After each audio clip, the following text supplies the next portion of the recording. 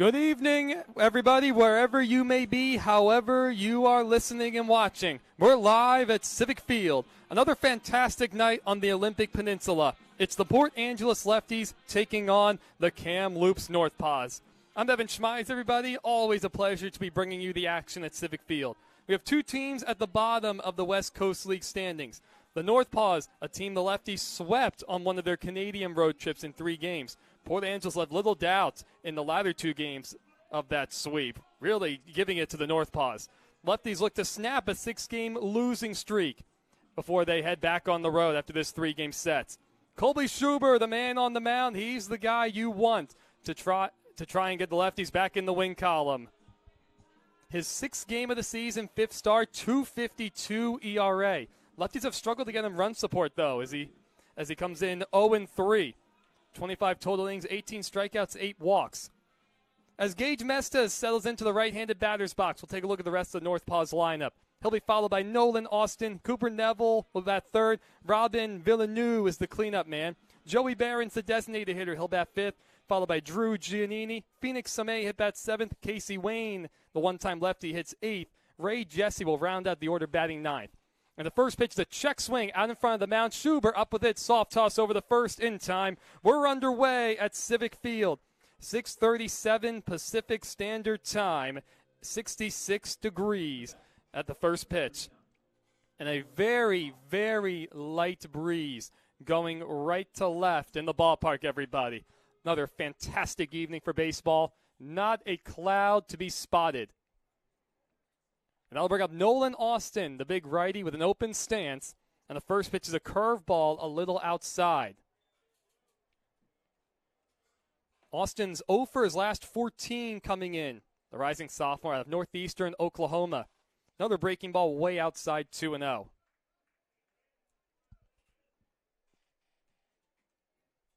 Nolan comes in hitting a $120, 3 for 25 overall. As that fastball's a little bit low. I would assume he'll take all the way. Schuber out of the windup is 3-0, and he issues a 4-pitch walk to Nolan Austin as that one misses low. Well, that'll bring up Cooper Neville as the lefties look to turn 2.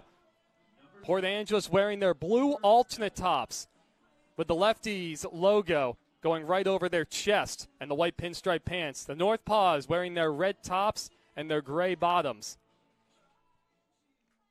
The left-handed hitting Neville will settle into the box. See Schuber out of the stretch for the first time. And the first pitch, a little high. Didn't miss by much. Neville at one point rode an 8-game hitting streak. And he's played in more games than any other North Paw at 36. Outside 2-0, this being his 37th. And Schuber's now missed with 6 straight. Not typical to see from him. The second baseman Nunez playing way over towards the second base bag. In the dirt, 3-0. Snap throw down the first. Oh, they might have him. Ow, this is the call at first base. Nolan Austin gets himself picked off. Heads up play from Mauricio Guardado, the energetic bunny behind the plate. Boy, talk about really helping out Schuber. Walking Austin on 4 pitches and missing with 7 straight overall. It's a 3-0 count to Neville. Schuber now back out of the windup, and he misses low. Back-to-back 4-pitch walks issued. Very bizarre. I can't necessarily remember Schuber even issuing back-to-back walks, let alone back-to-back 4-pitch walks. Well, a break now for the lefties with Austin being erased on the pickoff. And it brings up Robin Villeneuve out of Carlos's alma mater, or where Carlos coaches, Weatherford College. He had 401 as an everyday player with Weatherford. As he lifts that one high and deep to right field, it chases Becker back, still drifting back towards the wall, and he's able to make the grab just a couple steps in front of the right field fence. So Villeneuve gives that one a ride. No runs, no hits, and a man left thanks to the pickoff from Guardado. Schuber's able to work around a couple 4-pitch walks. The lefties will take their first swings against Nathan Gray on the mound when we return.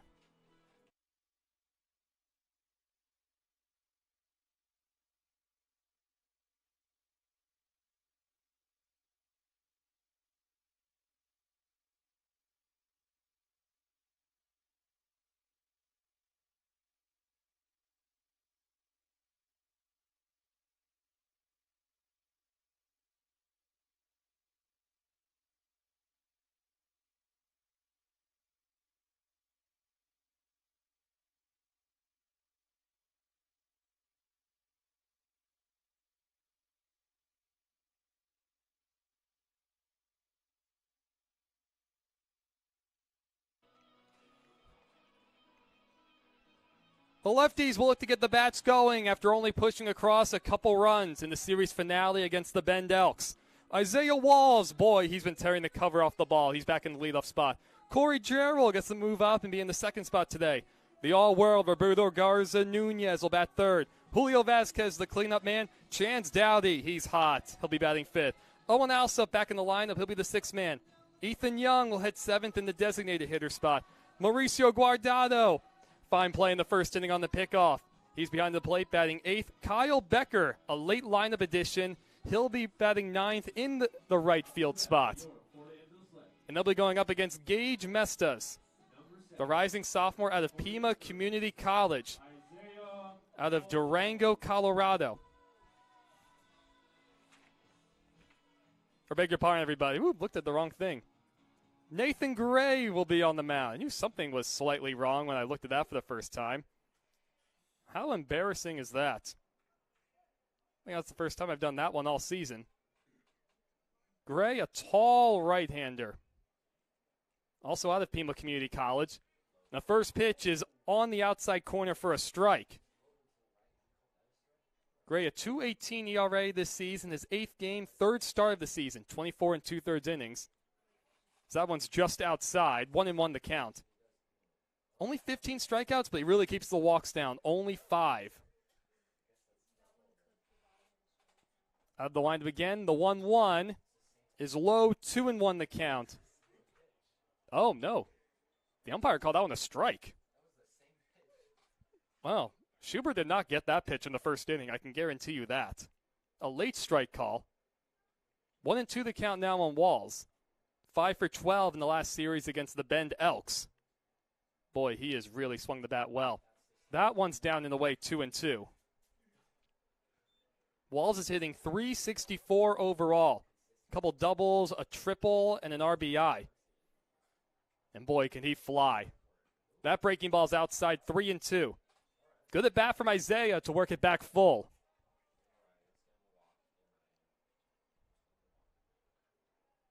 Now here's the 3-2 pitch, the leadoff for the Lefties. Swung on and missed.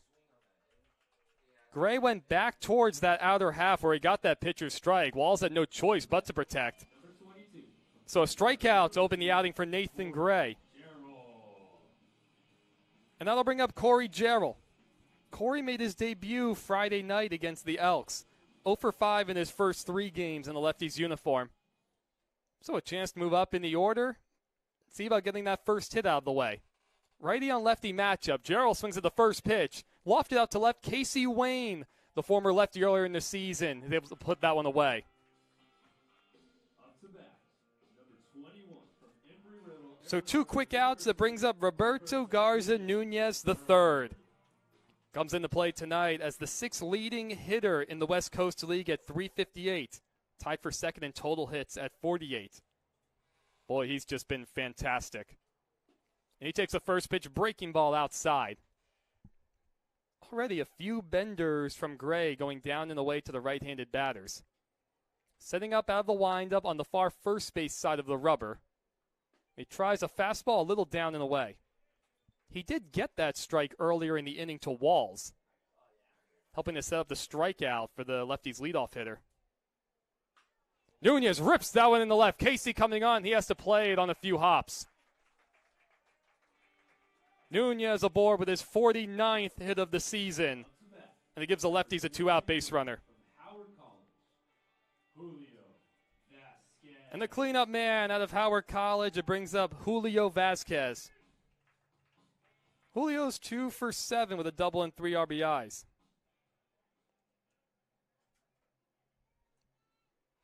See if he can extend this first inning for the Lefties. He swings the first pitch and trickles it foul. Nunez, not the fastest guy by any means, but a very opportunistic base runner. He's stolen 8 bags. And I'm always a big fan of trying to swipe second with 2 outs. Breaking ball down and away, 1-1. The Lefties played 2 very competitive games to start the series against the Elks. Ended up falling 10-8 in both matchups. Friday, it took 11 innings. As that one's popped up to the right side. Nolan Austin's over towards the lefties dugout, and he runs out of room. As that one's going to bounce over by one of the beer setups. 1-2 the count. Then a couple days ago, well, we saw, what was it, 9 walks and a hit batter in the 5th inning, and 8 runs coming across. The lefties going down 13-2. Boy, I was pulling all sorts of stories out for that one. That game took a while. Nunez starts and stops. The pitch is in the dirt. Kicks to the right. Not enough time to move up for Nunez.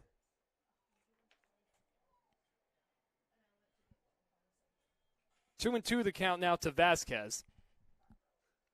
The hot-hitting Chance Dowdy waiting on deck. The right fielder Robin Villeneuve playing over towards the line. There goes Nunez. The pitch is fouled straight back.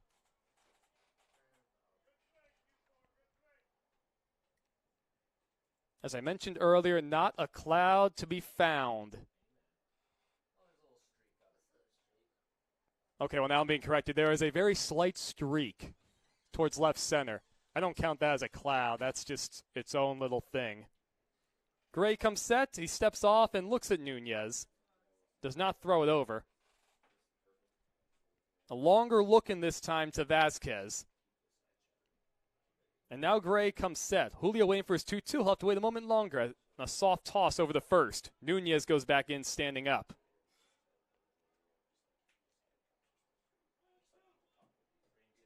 Oh, and a violation on Gray. It's now a 3-2 count. Not sure if Gray took too much time or I guess he did take too much time. From my understanding, you're not limited on pickoff attempts. Interesting. Well, a short conversation with the field umpire, 2-man umpire crew for today. Acker's come out from his spot in the third base coach's box. He usually meets with his hitter during these timeout periods. He's not talking to Vasquez. They're both kind of standing 10 feet away from each other. Well, the conversation concludes. So now 3-2 the count. So good job for Nunez getting in the head of Gray, making him take too long on his delivery. The 20-second action clock. So now Nunez will be off with the pitch. 3-2 the count, 2 outs to Vasquez. Gray will look to settle back in. There goes Nunez. The pitch is bounced out to second base. Under the legs of Nunez, picked up by Phoenix Samay, who tosses over the first in time. So a little extracurricular action to finish off the inning. The lefties go down quietly. No runs, a hit, and a man left. We'll go to the top of the second. Colby Schubert will face the 5, 6, 7 hitters when we return.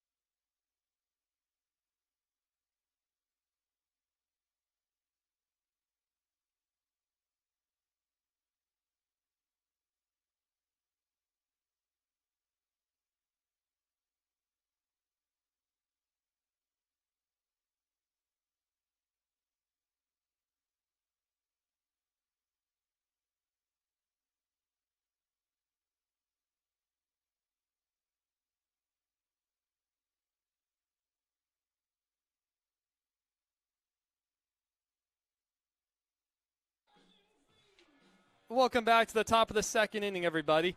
Joey Barron, Drew Giannini, and Phoenix Samay will be the hitters. Schubert was able to work around issuing back-to-back 4-pitch walks in the first. Good pickoff play from Mauricio Guardado at first.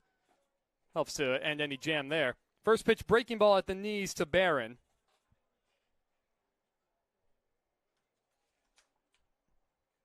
Colby out of the windup. That one's hit sharply over the first. Oh, a bobbled by Alsop. Schubert is late covering first, not in time. Wow, that looked to be as well, as pedestrian of a play as ever. It just kicked off the glove of Alsop, and Schubert just wasn't heads up, getting over there to cover in time. So an error on Owen, and that'll bring up Drew Giannini. And I have just been surprised by the defense from the Lefties, really for the better part of 2 weeks.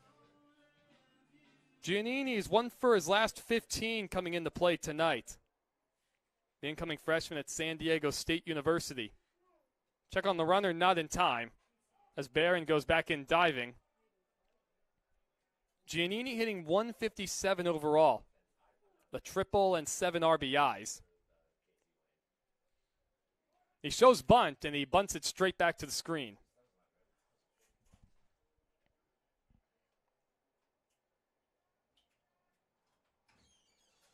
And Barron has not attempted a stolen base this season. And he's been on base his fair share of times. He has a good lead, and he draws another throw from Schubert.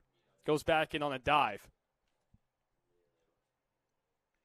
The Lefties did not commit any errors in their previous game a couple days ago against the Elks.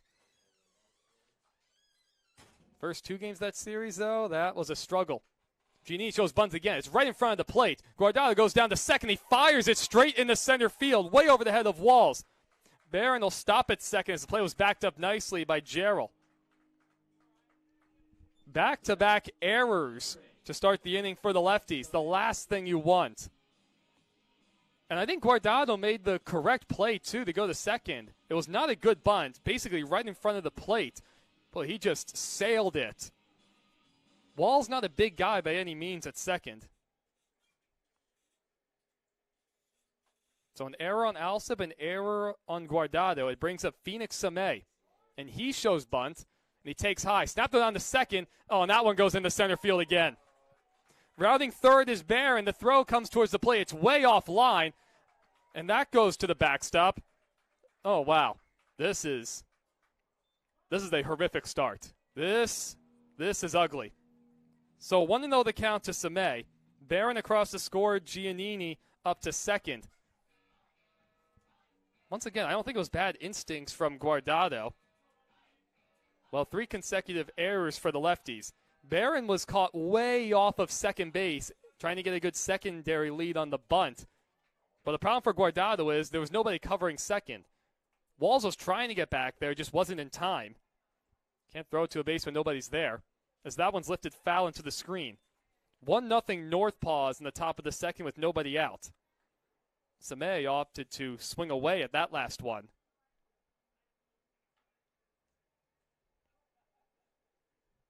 Yeah, Friday and Saturday, the Lefties committed a combined 9 errors.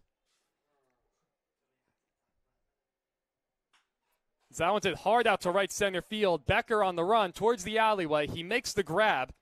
Giannini was going halfway between second and third, so he has to retreat back. Pretty well hit ball from Samay. Finally, the first out.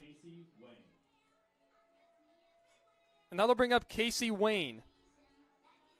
Wayne played with the Lefties for a short period of time.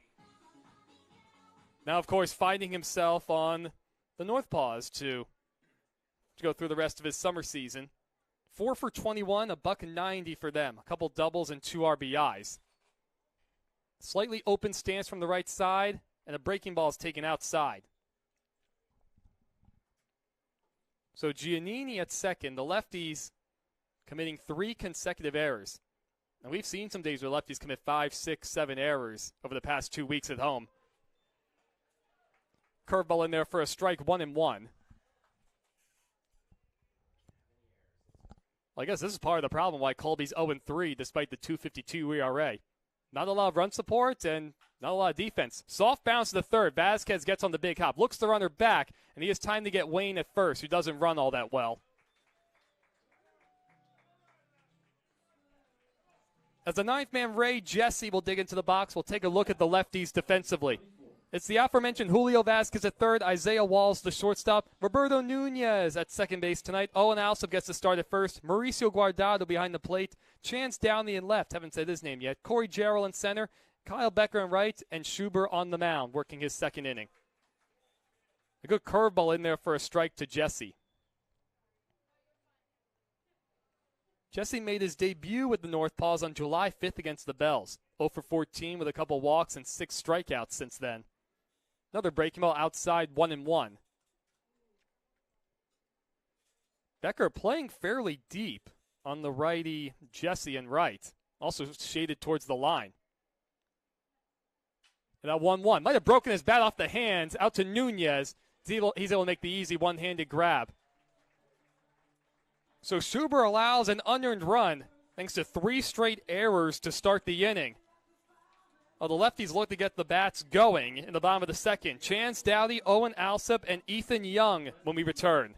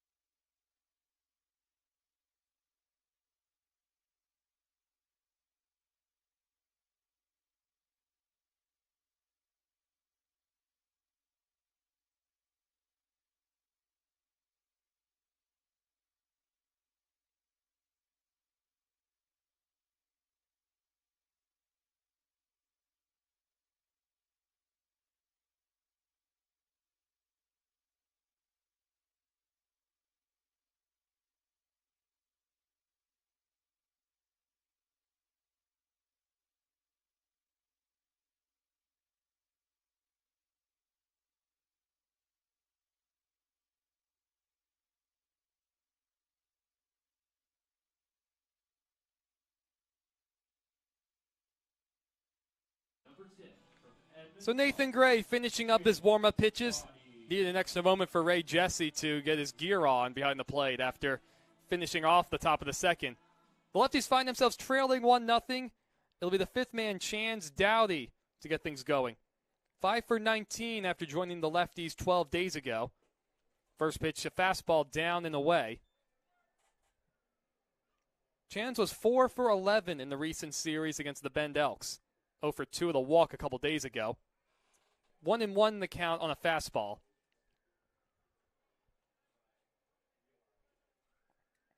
Nathan Gray looking to pick up a shutdown inning. Way outside, 2-1. We'll see if that outside strike is back open. We saw a couple, pitchers' pitches on the outer half to righties in the bottom of the first to lefties hitters. That one's ripped foul down the left field line into the screen and over the party deck. Once again, please watch out for foul balls. A really good crowd in the box seating area. Behind home plate. Real good group. That 2-2 just low. Looked like a changeup from Gray. Might be the first changeup we've seen from him tonight. 3-2 the count now to Dowdy. High bouncer over the third. Giannini over to get it. And he fires across in time. Looked like Dowdy lost his either shin guard or elbow guard as he started to run from home plate. So Dowdy retired. It brings up Owen Alsop. Owen, the recent transfer over to West Texas A&M University. Hitting .231 this season. A couple home runs, 15 RBIs. Little outside, 1-0. Gray's been trying to pepper that spot. That borderline outside pitch to righties. Not getting the call in the bottom of the second. That pitch way outside, 2-0.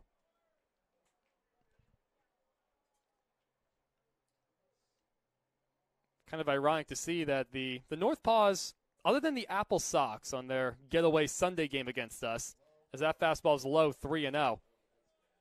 Probably the earliest, probably got here earlier than any other team nearly 2 hours before first pitch. Kind of ironic to think about that. The first game of the Lefties going up to play the North Paws. The bus broke down trying to get there as that pitch misses high, ball 4. 4-pitch walk to Alsop. The first walk issued by Nathan Gray. Then they sent another bus out to us, and that bus broke down pretty shortly after that. Lefties able to win that game 2-1, just getting there with enough time to get stretched out and for the pitcher to warm up. Pretty sure it was either Don Peter or Joey Peralta that night. It was one of the two. The designated hitter, Ethan Young, takes a fastball outside 1-0. Nathan Gray now missing with 5 straight.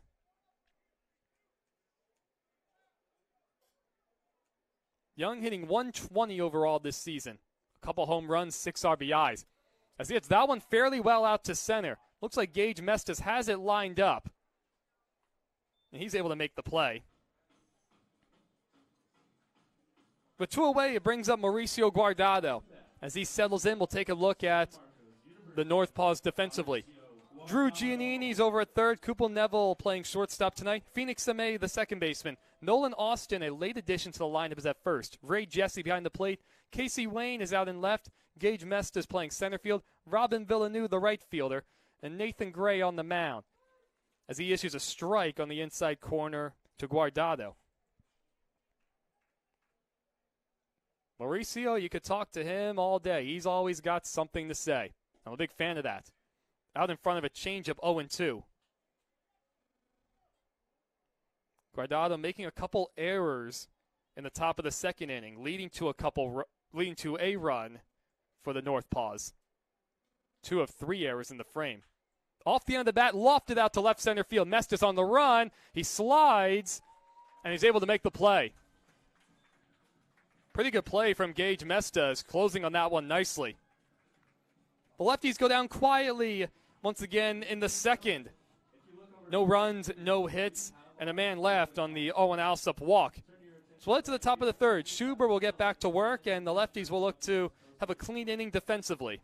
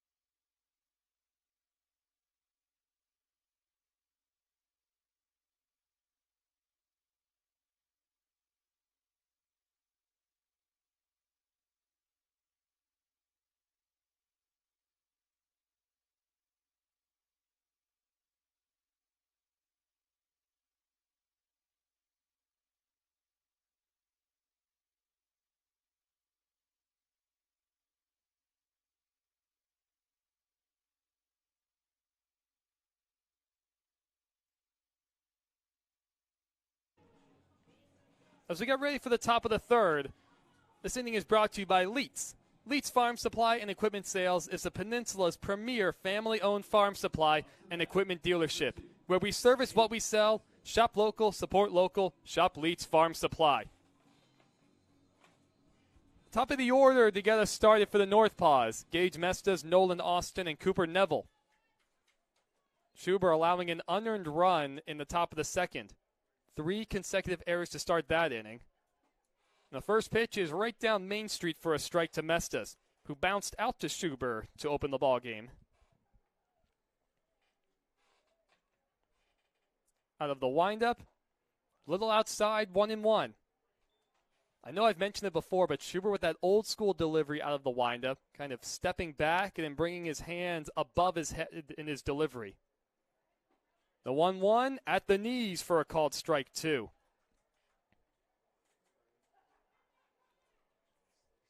You definitely don't want to help the North Paws out, because they rank dead last in the West Coast League in pretty much every major offensive category. Low 2-2. Coming last in batting average, hitting 191. The Lefties are third from the bottom, hitting 233. Kamloops is last in on-base percentage at .314. As that one's out to center field. It's not deep. Corey Jarrell started back, and now he settles under it and makes the two-handed grab. One away, it brings up Nolan Austin. One of 2 walks issued in the first inning by Schuber. Also ended up getting picked off at first. The Northpaw is also only slugging .240. Only 3 home runs across the whole team. At the knees, 0-1. And they're last in OPS. They've also struck out more than any other team in the league at .336. The Lefties' third most strikeouts in the league, and that one gets a piece of Austin. Looked like it got him right in the arm. Seems to be all right as he casually tosses his bat aside and trots to first. Uncharacteristic from Schuber. A couple walks and a hit batter now with 1 out in the third. And now it's Cooper Neville. He also walked in the first.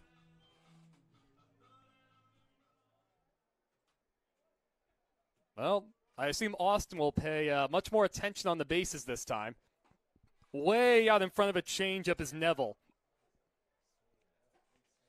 Julio Vasquez playing up just in case of a bunt, and now he's back even with the base at third. Wall's playing quite shallow at short.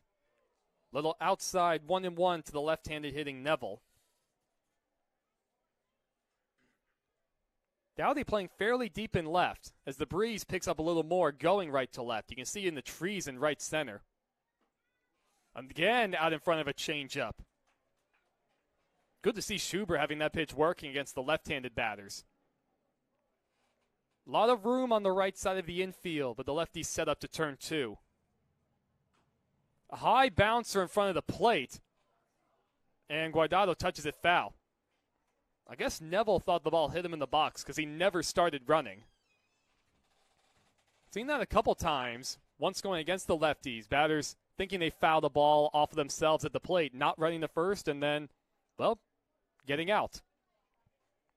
1-2 the count, Nolan Austin at first, 1 away in the third.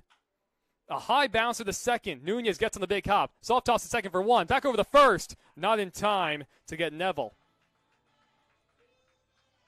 Good play from Nunez to get the lead runner. Just hit way too slowly to try and finish off the double play. But 2 away, it brings up Robin Villeneuve.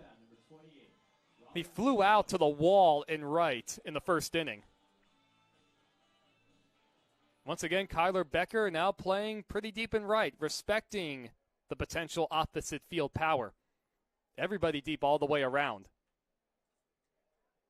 The first pitch is swung on and fouled straight back.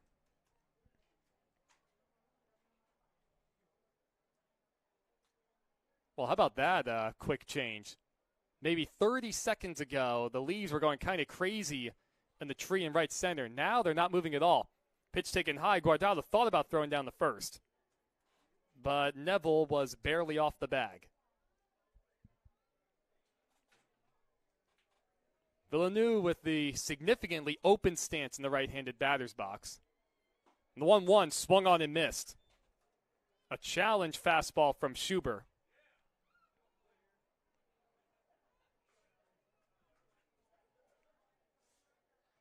Colby's still looking for his first punch out of the night. He's ahead 1-2, and he deals. That one's lined sharply, caught at third by Vasquez. Good play from Julio to hang with that one, hooking away from him the entire time. And a good clean inning from Colby Schuber. Still 1-0 Northpaws over the Lefties as we head to the bottom of the third. Becker and then the top of the order in Walls and Jarrell when we return.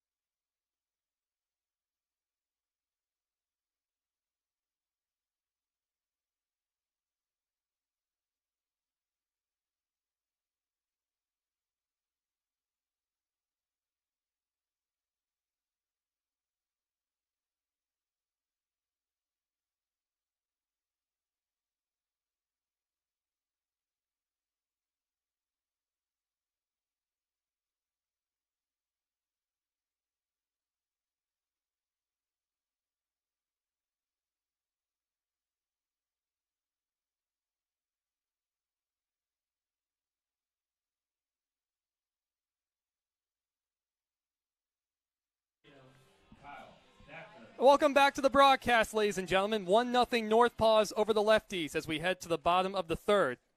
Kyle Becker will get us started out of the ninth spot. Takes the first pitch outside 1-0. Nathan Gray getting back to work on the mound for his third inning. I'm joined in the booth by the commissioner of the West Coast League, Rob Nyer. It's great to have you, Rob. The soft bounce over the first. Nolan Austin will take it to the bag himself. How are you enjoying your time in Port Angeles so far? I've only been here for 3 hours, but this is literally my favorite place in the entire West Coast League, aside from my house, which is not too far from a West Coast League team. But no, I just love visiting, and I wish it were a little closer to my house. I mean, it's been special for me, especially coming in from New Jersey. As Isaiah Walls will dig in. As he takes a pitch in the dirt, 1-0 the count. Walls striking out his only at-bat in the first inning. And so, Rob, 40 former and current West Coast League players were drafted in this year's Major League Baseball amateur draft. High 2-0 the count. Is that about what you expected? I'm sure, obviously, there's a bit of luck involved. I know it was 30 a year ago. 2019 was a whopping 90 guys drafted. Well, I mean, there was a much bigger draft in 2019, which is why there were so many more drafted. Right. I think 40 is basically in line with what we've seen. You know, and you're right, it's going to vary from year to year, but it's been pretty steady. So that pitch in there for a strike. Had to wait for the call from the home plate umpire. So 3-1 the count to Walls with one away. Gray still out of the windup. That one's ripped into center field. Mesta's coming in. He's able to hang with it and make the grab about belt high. So 2 away in the third. It brings up Corey Jarrell. Once again, everybody, Evan Schmeiser joined by the West Coast League Commissioner Rob Nyer. So he took over as the commissioner in 2018 after successful careers writing and editing for ESPN, SB Nation, Fox Sports. Was being a commissioner of a baseball league something you wanted to do just growing up in general, or is that kind of something that came up? Because that one's ripped over the first on one hop by Austin. He'll take it to the bag himself. That retires the side. Corey Jarrell out on that one. Well, you guys will hear all about you'll hear that answer when we return in just a moment. Evan Schmeiser joined by Rob Nyer. Let's get on our feet.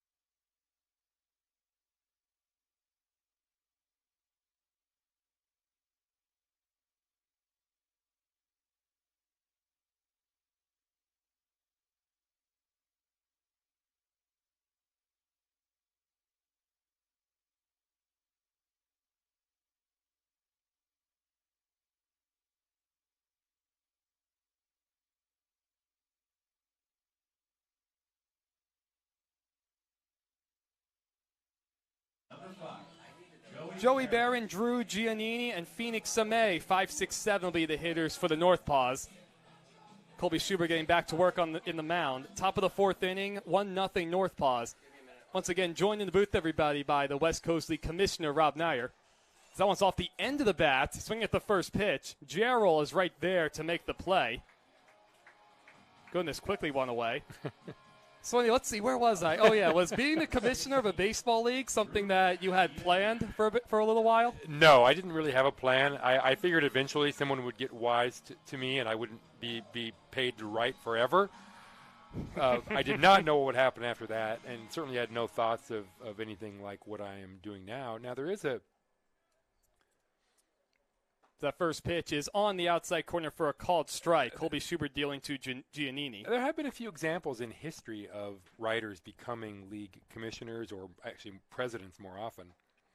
Little upstairs, 1-1. Most famously, Ford Frick, who was a commissioner. I'm sorry, not a commissioner. He was he was the commissioner in the 1960s. Pretty good take on the curveball by Giannini. He'd been a writer in the 1930s and 40s, but that's a rare example. And there have been a few others over the years, but big swing and a miss that time from Drew Giannini. Schuber working well with the changeup to the left-handed batters. But no, it wasn't something that I ever thought of. It just sort of fell out of the sky, the opportunity, and I've been grateful for it. The 2-2 in the dirt, 3-2 the count.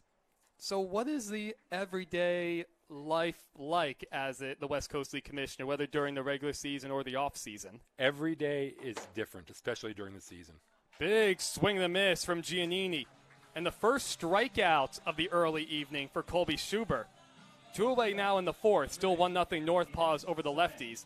It'll bring up Phoenix Samay, who flew out to right his only at-bat. You know, you're around the team, and you know how many things can go wrong. Oh, sure. Just to the random nature of life, and now multiply that by 16, and that's sort of what I...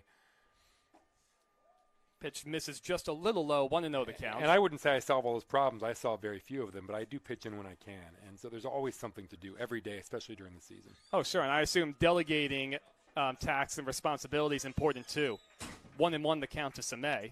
Well, we have a great director of communications, Chris King, and we have a great point streak administrator, Stephen Gall, and they both help me a lot. As that one's ripped out to center field. Gerald started in. Now he goes back. It's turned around a little bit. He's able to make the over-the-shoulder grab. Well, geez, how about these guys? First pitch swings, Rob, and when does the quick sun go down outs tonight? That's what I want to know. We might be. Ooh, I'll double make it before sundown. I'll double check that one. We'll keep it right here, you guys, for now, because time is limited, and clearly these guys are in a hurry. So it's been the latest sunset we had here, Rob, was right around 9:20, maybe 9:25, which, I mean, the latest sunset that I get on the Jersey Shore is about 8:35, 8:40. 9:06 is sunset today. Oh, we could easily beat 9:06. Oh, yeah. And that means all the restaurants will still be open. Things do close early around here. And I'm not even a big nightlife guy to begin with, but, I'm one of those guys, I enjoy cheating with a fast food meal. Well, probably a little more than I should.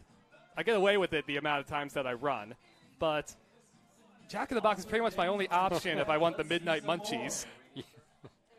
I will not be up that late. Yeah, I'll see about that one. I got to try and get up early tomorrow. So I'm also curious about this, Rob. You started working, just reading your LinkedIn page, you started working with a notorious baseball figure in Bill James back in the mid-1980s. You co-authored one of your books with him, the Nair James Guide to Pitchers with him, to pitchers. Analytics have changed the game. We all understand this. How privy were you to Bill's analytical ideas before the general public really got access to them? Well, I think the answer would depend on how you define the general public. Bill was already a well-known figure in baseball, in journalism, when I went to work for him in 1989. He'd published his first nationally published baseball abstract in 1982. I picked up my first edition in 1984, and I was hooked immediately. I saw that book. I looked at the back.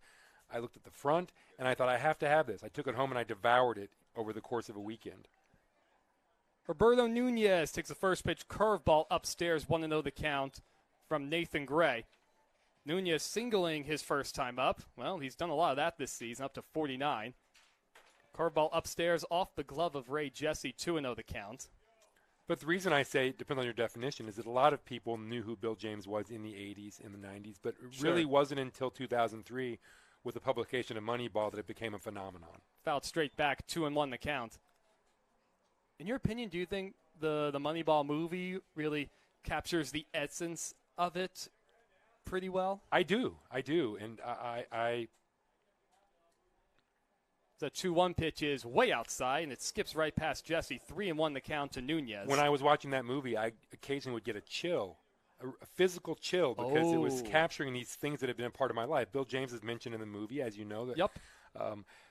Billy Bean, I'd spent some time with Billy Bean, a fair amount of time with Billy Bean. It's a 3-1 pitch, a little outside. Nunez walks to start the inning. A decade earlier, and Brad Pitt completely nailed Billy Bean. It was almost like, for me, it was almost magical. Oh, excellent. How closely he got Billy. And it really is, that's really what acting is, right? If you can occupy another person's personality that way, and most people wouldn't know unless they'd spent time with it. But that, it was Billy. That's what he was like.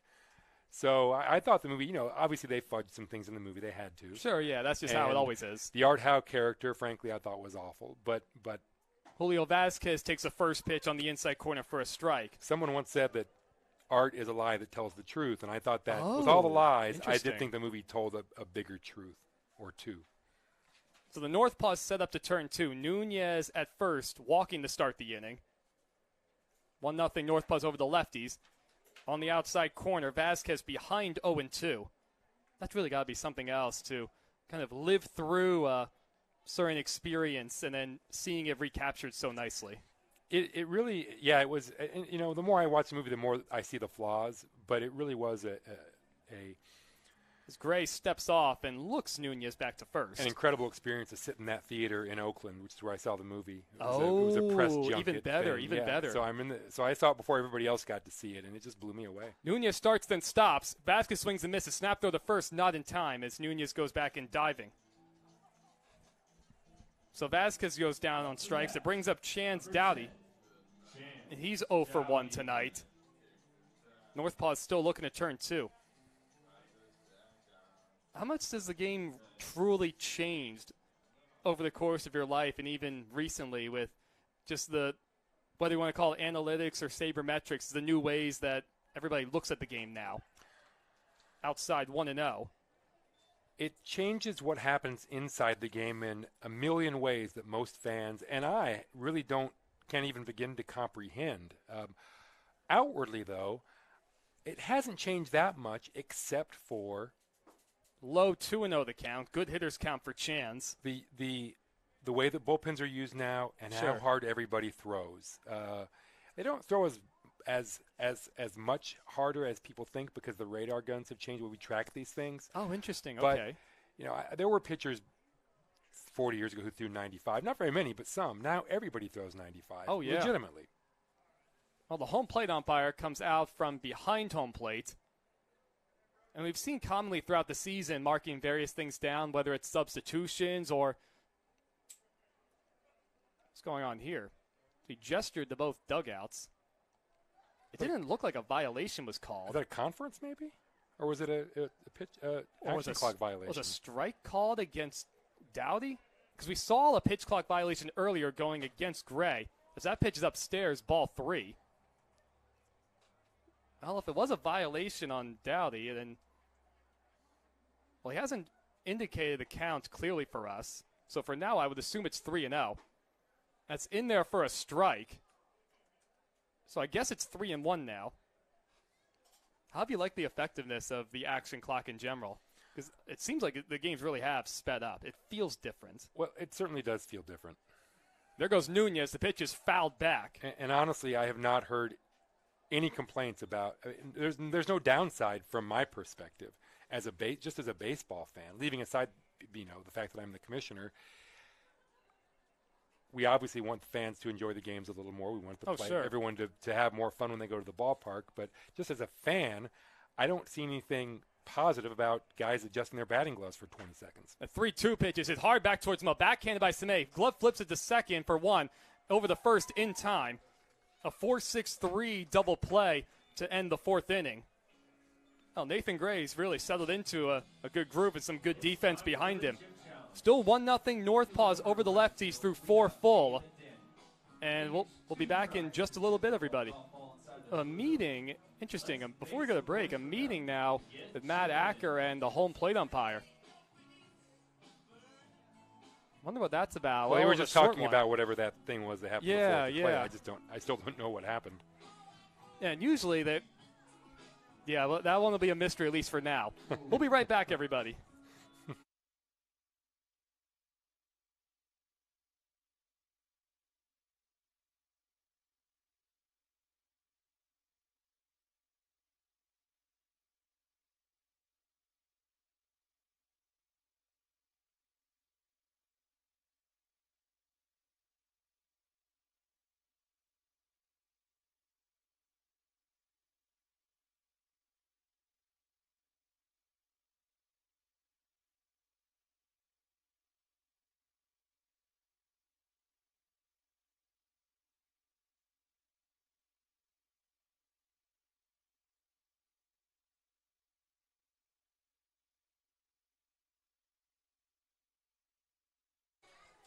Welcome back to the top of the fifth, everybody. Casey Wayne, Ray Jesse, and the leadoff man Gage Mestas will start us off. Schubert getting back to work on the mound. I'm Evan Schmeiser, once again joined by West Coast League Commissioner Rob Nair. First pitch breaking ball is off the glove of Mauricio Guardado, and it kicks off the wood plank at the backstop. How about that? And for what it's worth, we did not find out exactly what the home plate umpire indicated last inning, as that one's popped up. Left side of the infield, Isaiah Walls, the shortstop, barely has to move. Now he tumbles just a little bit backwards and makes the catch. Up to bat. So Casey Wayne now 0 for 2. It brings up Ray Jesse. So, Rob, what were some of your goals when you first started as commissioner in 2018? Well, I didn't really have any idea what I was doing, as most people who were there would probably tell you. That one's line foul out of play down the right field line. I wanted to represent the league well and spread the word. And as I got to know the league better, I realized what a fantastic league it is. Low 1-1 the count. I had, to be honest, been to just one West Coast League game before the opportunity came up. I went to a game in Walla Walla and really enjoyed it. That pitch just outside, 2-1 the count to Jesse. But I had always been so focused on Major League Baseball because of my various jobs that Sure. I just wasn't going to other ballparks, basically. In the dirt, 3-1 the count. I can understand that, even just from a smaller perspective. Growing up in the Northeast, on one side I have the Yankees and the Mets, the other side I have the Phillies. Mm-hmm. I mean, we barely even think about the minor league teams out there. So even just coming out to the middle of the country and out west, all these like A-ball teams and summer league teams, 3-2 the count to Ray Jesse. It's a much different world, and you realize how big it really is. Yes, it turns out there's baseball everywhere. Now, there weren't that many teams near me at that point, but there are now. A 3-2 curveball, a little low. So Ray Jesse draws a walk. The third walk issued by Colby Schubert to go along with a hit batter. And a one-out base runner for Kamloops.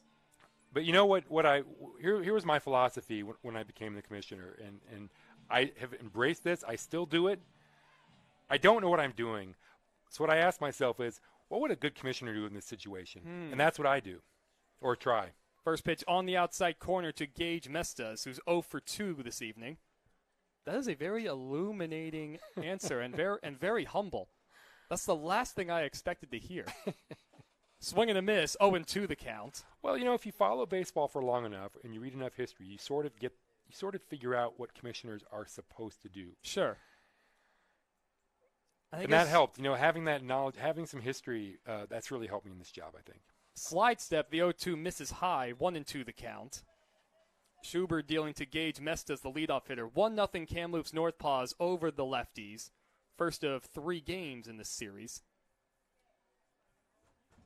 That one is off the hands and fouled into the overhanging screen. Is it safe to also say that part of having to get settled into the role can almost be a little bit liberating because you're truly going off of your own volition and your own instincts? Am I on to something there? No, I think that's absolutely true. A lot of it, believe it or not, is just common sense. It's like you're dealing with people. It's a service position, essentially. Right. So once you realize that you're basically in this position to help people. The 1-2 again in the dirt, blocked nicely by Mauricio Guardado. To be there when the text arrives or the phone rings. Yes. Pick up. I mean, I've been tempted a few times over the years to not pick up, but I always pick up. You got to pick up. You got to be there. There's another. I'm full of sayings tonight, but. So that one's popped up, short right field. Kyle Becker started back. Now he comes charging in. He's able to recover and make the catch. Somebody once said 80% of life is just showing up. And I try to show up. I try to show up all the time. And I think that makes a difference. So as Nolan Austin will bat, hit by a pitch his last time up, also grounded out. So what is the offseason like? Honestly, you should have me on a show in November and ask me again because I don't even remember what the offseason is like. Interesting. It's busy. I do read more. I do exercise more in the offseason, but there's always something to do. Sure. We've got fall meetings. We have winter meetings. We have to make the schedule. I'll tell you what happens in September and October, schedules, making the schedule. That takes forever. First pitch curveball misses inside. Nearly got a piece of Austin again. I have told people that we have the most difficult schedule in all of baseball. Difficult as in creating and dealing with travel? That's right. Off the hands, a slow roller to the shortstop Walls. Bobbles it. And let's see, he still might have time. And out is the call at first. A break for Walls. Austin just not running all that well. Seemed like that play took an eternity to develop. So good inning from Colby Schuber. Evan, I'm fairly sure you could have beaten that out. Yeah, I think so too. I think so too.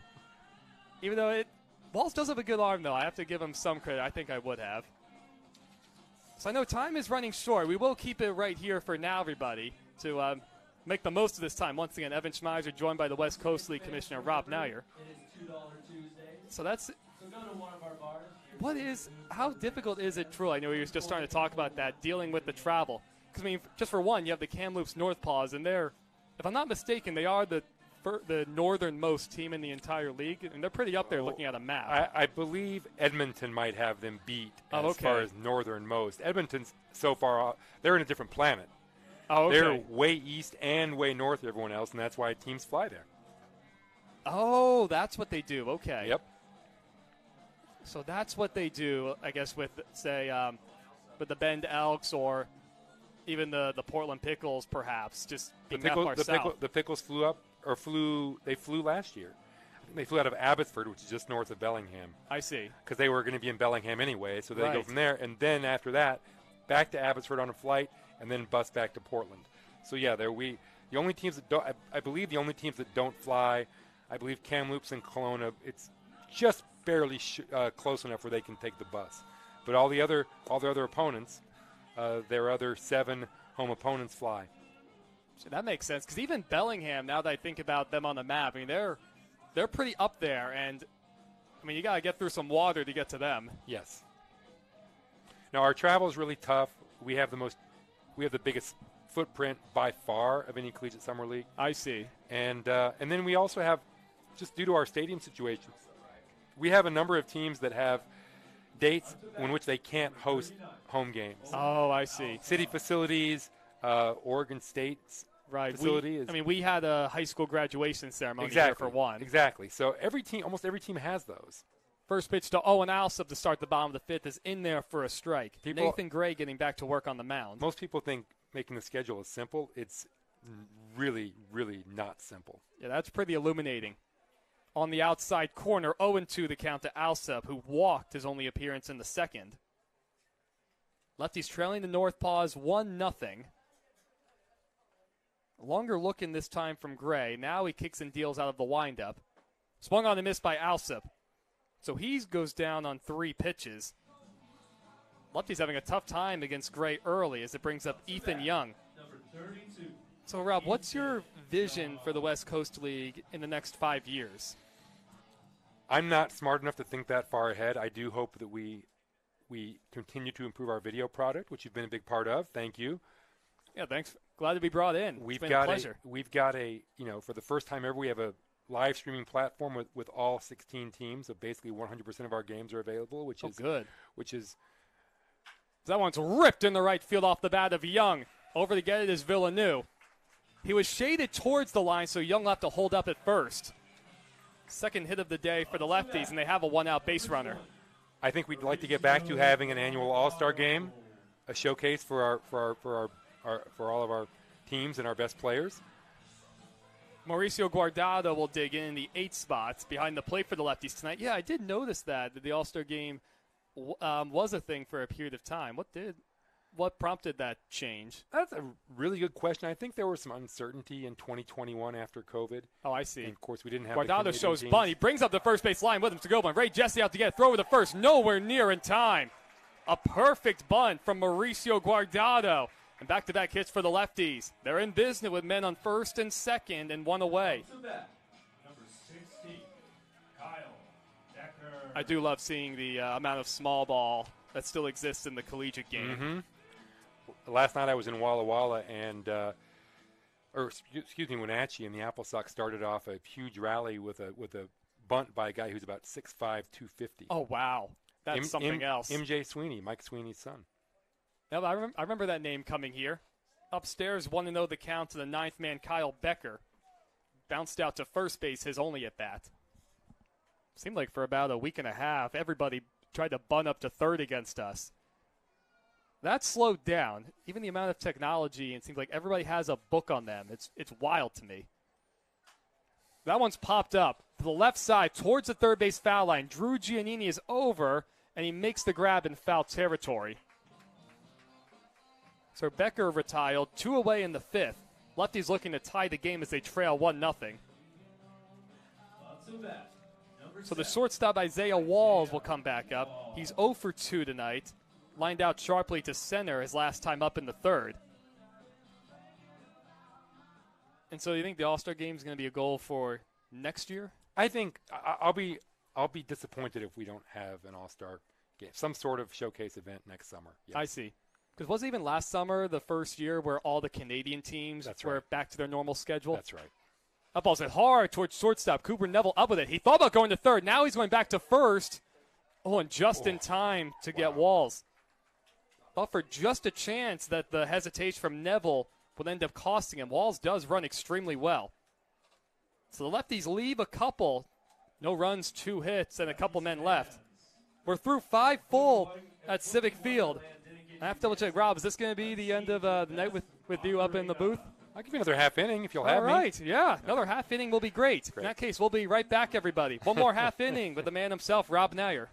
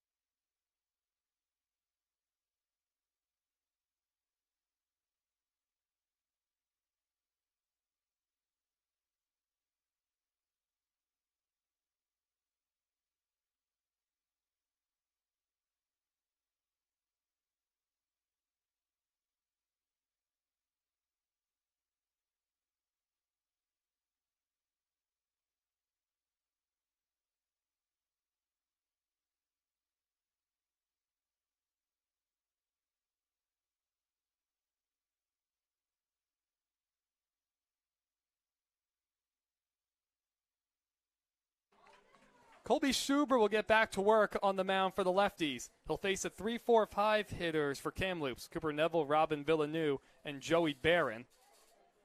It's surprising to me, the Kamloops Northpaws still searching for their first hit, as Neville is out in front of a changeup. 0-1 the count. So I guess going back to, as that pitch misses low, 1-1 the count. Some of the difficulty with the Canadian teams getting back up and running in 2021-22. I mean, what was it like even just getting things started again in 21 with some of the guys? The slow roller past Schuber. Walls picks it up, fires on the run, not in time to get Neville. Wow. Now I feel bad. The amount of times, I wouldn't even say jinx it, the amount of times I've even just said things. Like whether it's like, oh, he's struggling coming into play, then he hits the ball hard. Or this team's searching for their first hit and they get it on a bleeder. I feel like I've been the king of jinxes this season. There was an all-time example the other day in the Rockies-Yankees game. It was an extra innings. It was tied. Rockies hitter comes up. Yankees broadcaster says, he doesn't have a home run this year. Boom. Within 3 seconds, hits it out to win the game. That one's over the bag at third. Sliding stop by Vasquez. Throw across to first. And Alsop is able to hold the bag. Had to wait for the call just for a moment. He ended up leaping to make the catch. And he was able to get his foot down in time. Neville up to second on the play. Really good job from Julio. Well, I'll tell you what, our umpire out on the bases, Chris Castro, has had some tough ones. Oh, he's had some close plays tonight. Just more than half a game. He really has, and not many strikeouts to go around. We'll get you the total number of strikeouts to you guys in just a moment. But, yeah, it's been busy with balls being put in play. Joey Barron, the batter now. He reached on the fielder's choice on the throwing error from Guardado. First pitch misses low. Barron showed bunt on that play. And Barron showed bunt on that play, and it was a bad throw by Guardado, just going into center field. Schubert out of the stretch, checks the runner once. Is 1-0, stays outside, 2-0 the count. So what was it like in general just getting at least parts of the league back going in 2021? Well, I can tell you that the teams that were able to play, the U.S. teams. That pitch is popped up down the left field line. Julio Vasquez backing over towards the party deck, and he runs out of room. Oh, and Vasquez might have hurt himself on the play. Couldn't exactly see what happened. He looks to be a little gimpy as he goes back towards, the infield. So time is called. Nobody's jogged out to see him. That's one of those where you can't really tell. You can't tell whether it's a leg or whether he got his hand jammed. Well, he gives a thumbs up. So that's a good sign. Well, all the U.S. teams were excited to get back into action in 2021, and there seemed to be a real thirst for them in their home cities. But we also felt as a league, we just felt an emptiness because we knew we were missing our Canadian teams. Oh, sure. That's one of the things that makes our league unique is, there are a few other leagues that have one Canadian team, maybe the Northwoods League, for example, right, has in the past, the American Association, but really there's nobody else like us. The 3-1 pitch from Schubert to Barron. Swung on and missed. 3-2 the count. He went with a 3-1 breaking ball. Cooper Neville looms at second after singling to start the inning. Offense been tough to come by on both sides. The 3-2 pitch in the dirt, ball 4. They'll put men on first and second now with 1 out. The second walk issued by Colby. Or the third walk, issued by Colby to go along with a hit batter. Up to bat, number 16. That brings up Drew Giannini. The Lefties will look to turn 2. So where's the next stop after Port Angeles, Rob? I am back home tomorrow in Portland, and then about a week at home, and then I'll be off to Kelowna for a quick one. First pitch upstairs, 1-0. And we were talking on the field before, trying to find the perfect combination of clothes to deal with the varying weather that you're going through. Because, of course, Wenatchee, that's a hot place in eastern Washington. And there goes Neville from second. Throw down to third on one hop. Not in time. Vasquez had to take an extra moment to make sure he gathered that short hop in. So a stolen base for Neville. Joey Barron did not follow from first. So now first and third with 1 out. A dangerous spot for Schubert and the Lefties. The 7th stolen base of the season for Cooper. The Lefties will still set up for 2 in the middle. That one's fouled off the mask of Guardado. Now 2-1 the count. How much are you on the road over the course of a season? Well, I don't know, maybe a couple weeks total. I will usually go in and see one game and then on to the next one. I'd probably stay longer, but I do have an 8-year-old at home, so I don't like to be away from home for too long. Oh, there is that. Is he the only little one? She is the only little one, yes. Olive, she's my only, and she's all I can handle. Yeah, I want at least, when the time comes, I want at least 4. People tell me I say that now. I believe it. I see people doing it. It's laughable for me because it's all about perspective. I get that. Yeah, it is all about perspective. One for me is plenty, and I just love it. The 2-1 to Giannini is right there for a called strike 2. Might be a pitch that Drew wants back. 2-2 the count. First and third with 1 away. It's Neville at third and Joey Barron at first. Northpaw's leading the Lefties 1-0.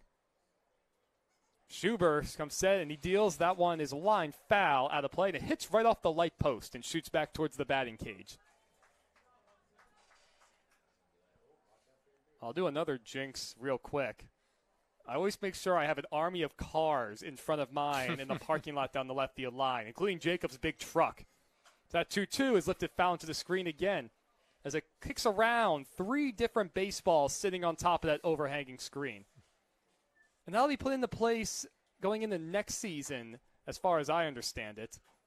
For the past couple of weeks, we've had quite a few pop-ups going up and then landing right down on that. As that one's lined sharply down the right field line into the grandstands.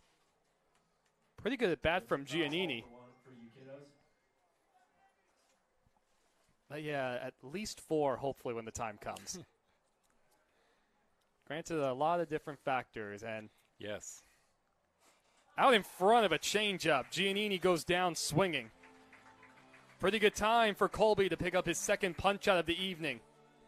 A big one, too. Still men on first and third with 2 outs. That brings up Phoenix Samé. Trying to work out of a jam. So is Olive an athlete? She thinks she is. Nice. That's the start. You got to believe it to achieve. I'm sure that's what they tell everybody in the schools. Upstairs 1-0, and that's how it is. She just last week decided she wants to hit. So, oh, nice. I'm not sure why she wants to hit, but suddenly she wants to hit. You know what happened? She got a big soft ball from your colleague in Yakima. Oh, nice. Curveball in there, 1-1 the count. We were there in Yakima, and she came in the booth. She calls you guys talkers, by the way. She came into the booth with me, and he handed her this big white softy ball, and now she just wants to hit. Oh, that's cool. Like hit the baseball with the bat. Is that one's hit yes. sharply. Flagged down by Vasquez on one hop. Long throw to first. Allison has to come off the bag. And out is the call at first as Phoenix Samé tried to do a little skip to my loo to get out of the way of the tag. Good work from Colby Schubert to work around first and third with 1 out jam. As we head to the bottom of the 6th inning, Rob Nair will be signing off now, the commissioner of the West Coast League. Rob, it's been an absolute pleasure. Thank you so much for your time. Thank you for having me. I really enjoy your work. Thanks for having me. It was a real pleasure. We'll be right back, everybody, saying goodbye to West Coast League Commissioner Rob Nair.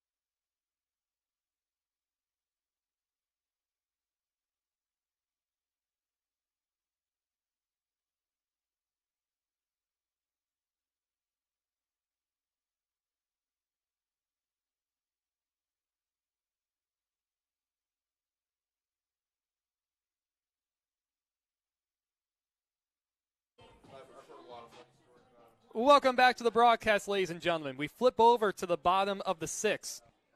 Corey Jarrell, Roberto Nunez, and Julio Vasquez will be the hitters. The lefties trailing 1-0 to the North Paws. And the new pitcher for Kamloops, it'll be Griffin Almond, the 6'5" rising sophomore out of Connors State College. Working out the stretch, first pitch on the inside corner to the lefty Jarrell. Corey not a big fan of that one. I can't say I completely blame him. So Nathan Gray's night's over, scattering just 3 hits to the lefties. No runs, as that one is called inside.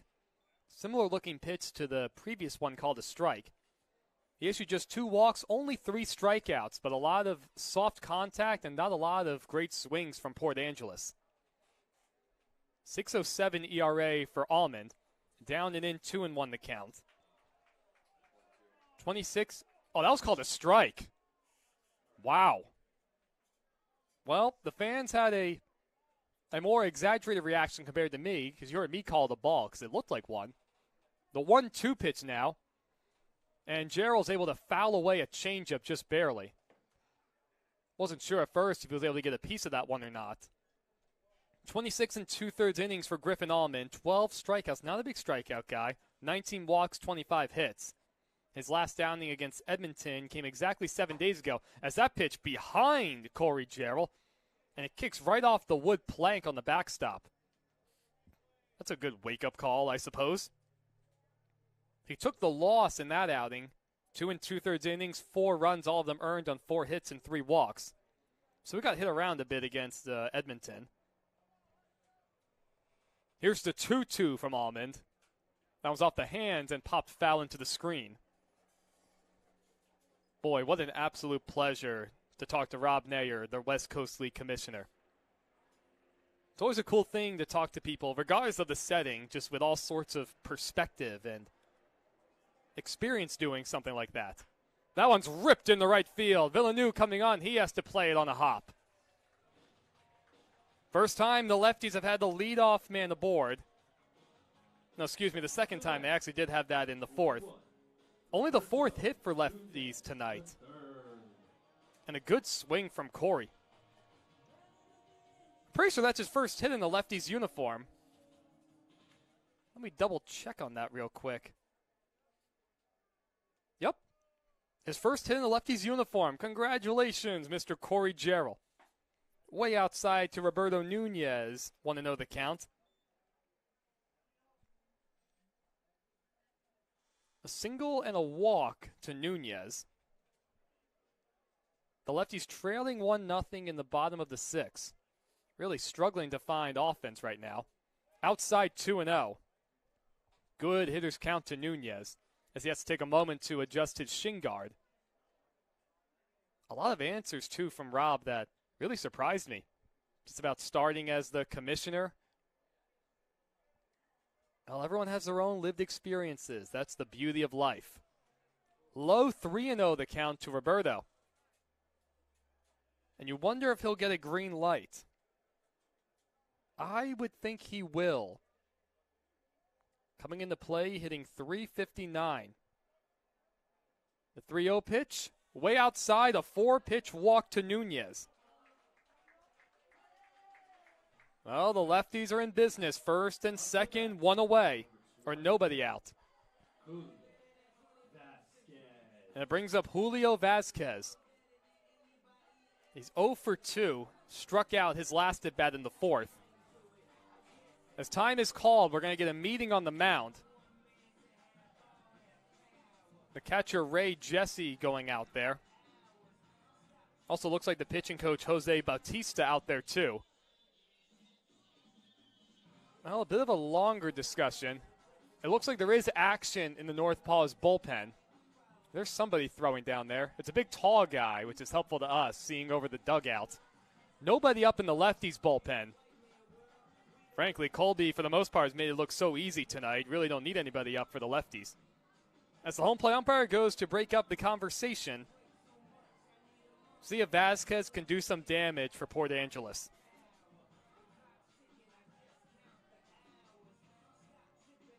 The Lefties had men on first and second back in the 5th, with only one out on an Ethan Young base hit. It was good to see him really square a ball up. He's been getting better swings for the better part of a week and a half than a bunt hit from Guardado. And showing bunt is Vasquez, and he bunts it straight back. I do love the small ball that you see in collegiate baseball. The cleanup man up to sacrifice. Giannini at third, playing way in.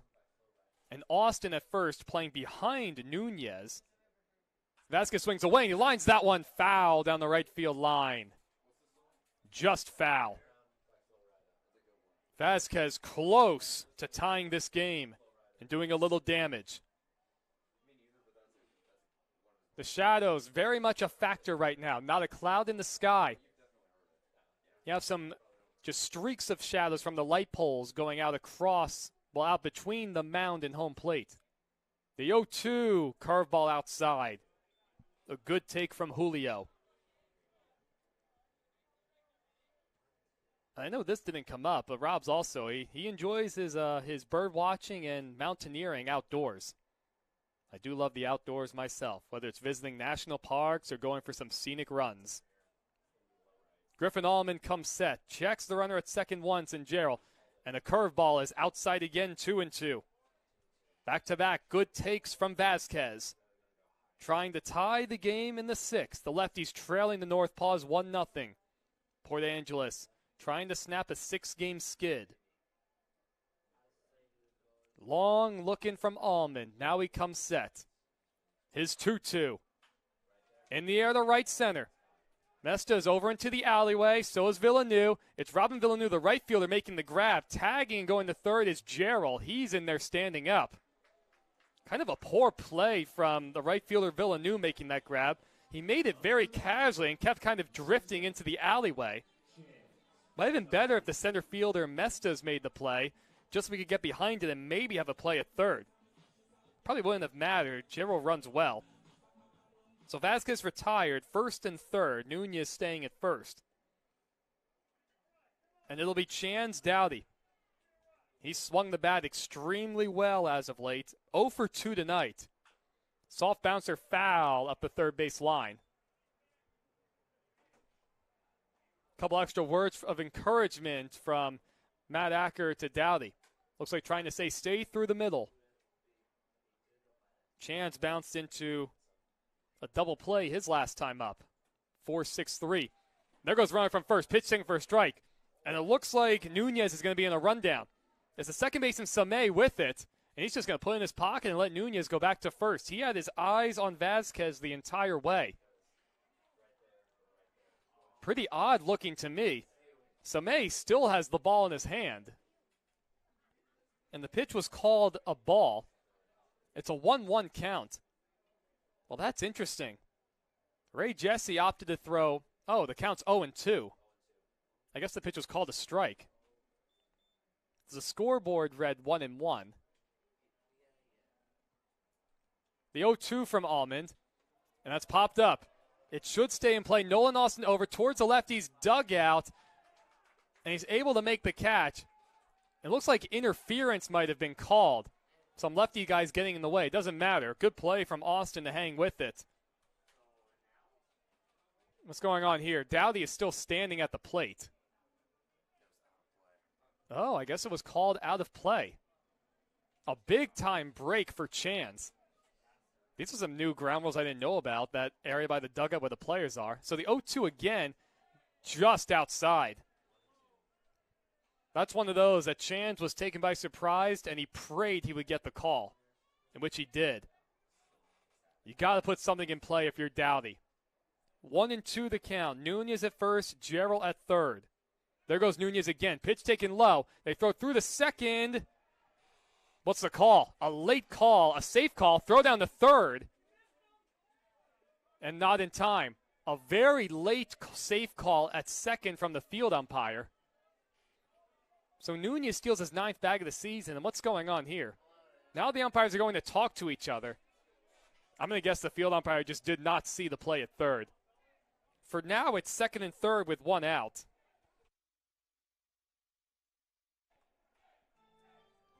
Oh, and the home play umpire is going to call Gerald out at third.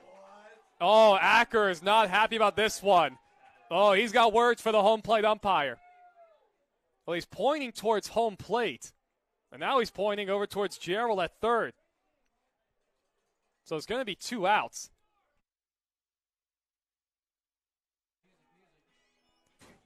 Well, they're still talking over there.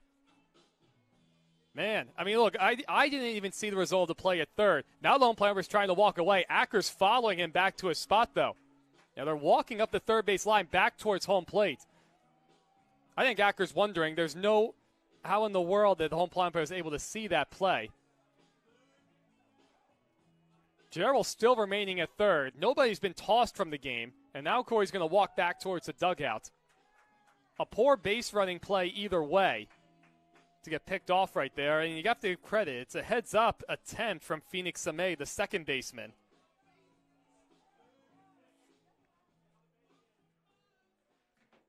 Well, an unfortunate break for the Lefties. 2-2 the count still to Dowdy. Nunez at second.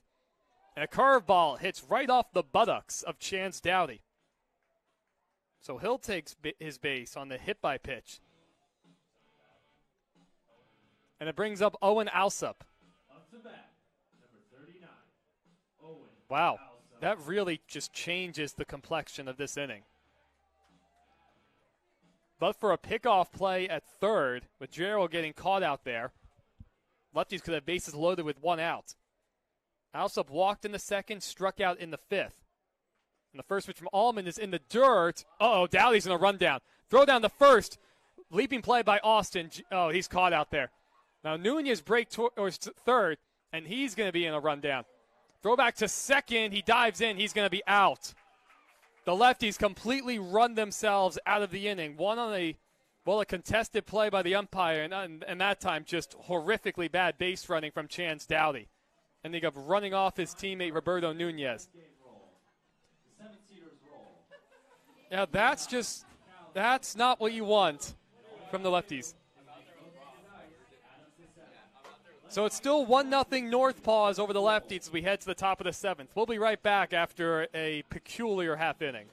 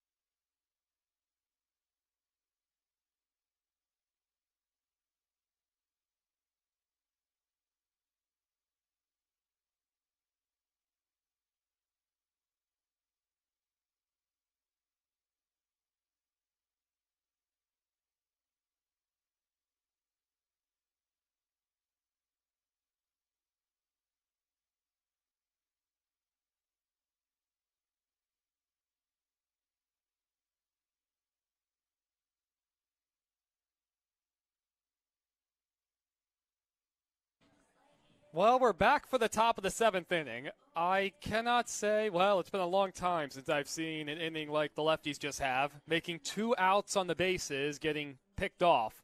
One of them being Corey Jarrell on a play that the field umpire I don't think saw. The home plate umpire overturned it. And Acker argued, and what's going on here? The home plate umpire is coming out in front of home plate, and he's going to clean off the plate. Figured there was plenty of time to take care of all that between frames. Jamie Olson, the new pitcher for the Lefties. He threw a couple days ago in his debut, and it was a struggle. 5 walks in the full inning that he pitched. His first pitch is high. 3 runs, all of them earned. No hits allowed, 1 strikeout. Yeah, that was part of a string of 8 runs scoring in the 5th for the Bend Elks on just 1 hit and walks and hit batters outside of that. Outside 2-0 to Casey Wayne, who reached on an error in the second by Owen Alsop. One of 3 errors the Lefties have committed tonight. They've had a couple plays where they've come close to committing a couple more errors. On the outside corner, 2-1.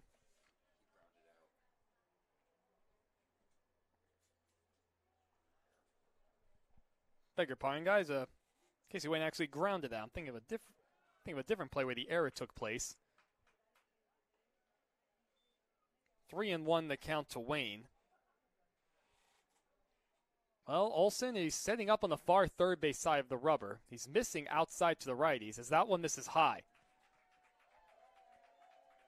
So at least for right now, Olsen, the command issues are continuing. Him and Jake Petty, who's the one who started the fifth inning a couple days ago against the Elks to start the walk parade. So it brings up Ray Jesse. He walked his last time up in the fifth, also popped up, and he shows bunt and pops it up foul. So Wayne will have to go back to first. Well, now the flag's really going close to full tilt. Going right to left. And the Leaves going with it too. The lefties set up to turn two. Nobody out in the top of the seventh. Wayne at first for the Northpaws after walking against Olsen. That one just inside. But Olsen missed his spot though. Guardado had to kind of stab his glove out there to get it. And now Vasquez, he's in on the grass, and Ray Jesse shows bunt extremely early. He's showing bunt now. He pulls back. Ooh, taken high. That was a close pitch. That's one where if you're struggling with your command, you want that pitch every day, including Sunday. A short lead from Wayne at first, who does not run well. Jesse's showing bunt. And it's bunted up the first base line. They're going to have to hustle. It's also going to get it. Well, nobody's going to get it. A perfect bunt. It's going to be a base hit for Ray Jesse. Wayne up to second. Oh, a throwback behind the runner, and it kicks off of Isaiah Walls. Heading to third is Casey Wayne. Oh, wow. Another snap throw attempt by the lefties. It's a poor throw. That one coming from... Yeah, that's the fourth error of the night for the lefties. So now second and third with nobody out.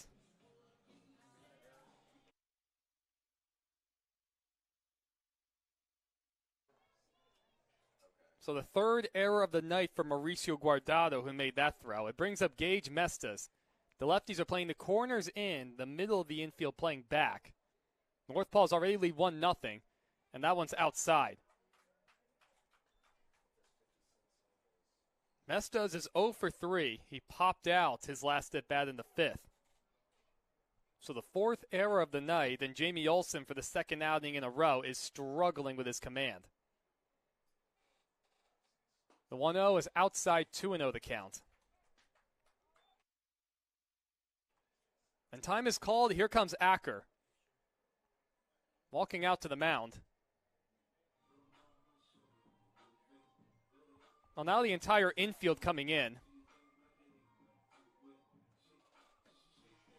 Yeah, and that's going to be it for Olsen tonight. He leaves the game with a 2-0 count, second straight outing where he struggled on the mound.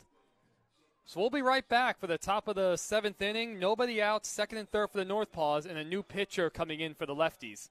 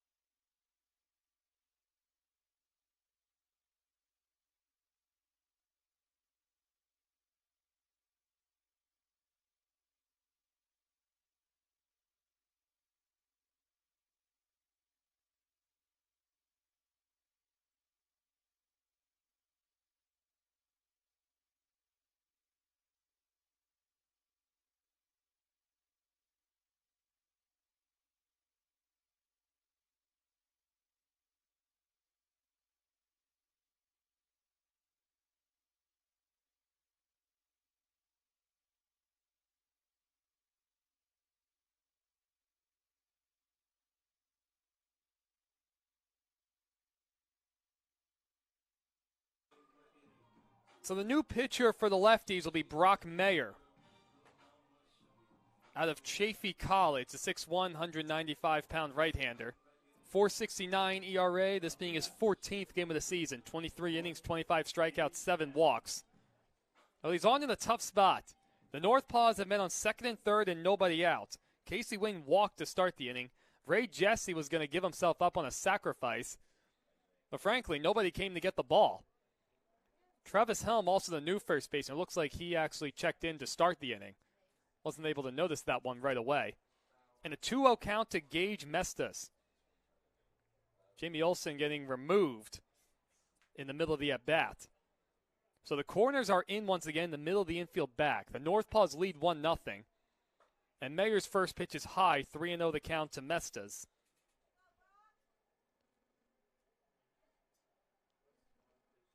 Brock working out of the stretch.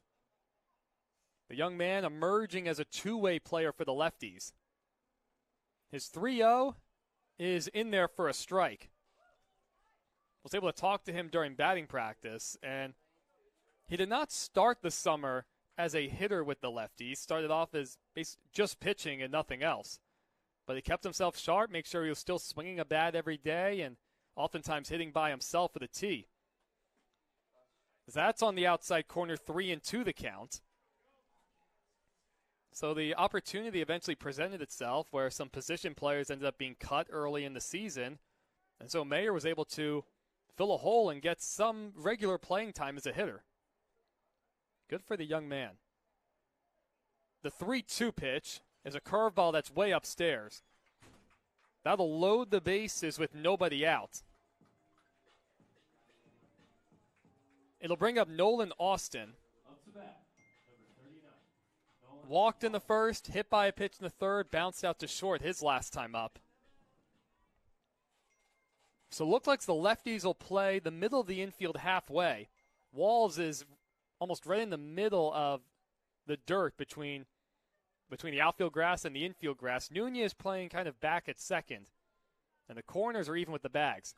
First pitch is a strike. It's off the glove of Guardado. And nobody will advance. So 0-1 to Austin. The ball just popped in and out of the glove of Mauricio Guardado, who frankly has not had a good night behind the plate. 3 errors on the young catcher.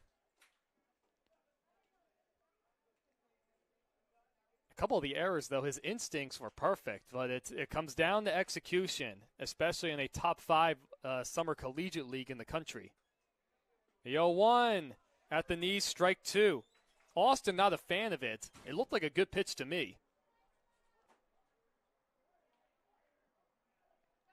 Mayer and the Lefties would love a strikeout as they trail 1-0. Mayer comes set working out of the stretch. And he deals his 0-2. Hit foul into the screen. Gage Mestas at first after walking a moment ago. That walk could be charged to Jamie Olsen. Ray Jesse at second with a bunt single, and Casey Wayne, who started the inning with a walk at third. So all 3 runners, the responsibility of Jamie Olsen. Mayer trying to clean up the mess. The 0-2 again. Swung on and missed. Big time punch out for Brock Mayer. And he needed it right there. 1 away in the 7th. The base is still loaded. Now it's Cooper Neville. He singled his last time up in the 6th. Also walked in the 1st, so he's 1 for 2. The Lefties are playing it the same way. The infield now all the way back, or the middle infielder's back looking to turn 2. Nunez at second, Walls at short. First pitch outside. Helm playing even with the first base bag. Julio Vasquez playing off the line at third with the lefty up, but even with the bag nonetheless. The lights are on at Civic Field. And the 1-0 from Mayer. Lined into center field. Jarrell coming on. He's going to make the catch. Tagging at third is Wayne. Here's the throw to the plate. It's off the glove of Julio Vasquez, and it goes to the backstop. So both runners will advance on the wild throw. Nunez is saying check at second. They think Wayne might have left early. They toss it over to Vasquez, now back at third. Safe is the call by the home plate umpire. So a sacrifice fly for Cooper Neville. It's now 2-0 North Paws. And the throw was offline from Gerald. That's one of those where I'm not sure if there was miscommunication at all, as Robin Villeneuve will dig in the hit. Ray Jesse at third and Gage Mestas at second. It doesn't look like that'll go down as an error. Although it's possible it could have been on the throw getting away. First pitch, I guess that was high. So 1-0 the count to Villeneuve. He's hit the ball hard a couple times, but he's 0 for 3. Well, all things considered, if Mayer can work out of this only allowing a run, that would be huge. High again, 2-0. The throw was offline from Gerald in center field, but again, that's one of those where you have the catcher Guardado, who's really had a tough night back there. You got to communicate very clearly whether you want the throw cut off or not. At 2-0, big swing and a miss. Villeneuve was thinking about making this a 5-0 game.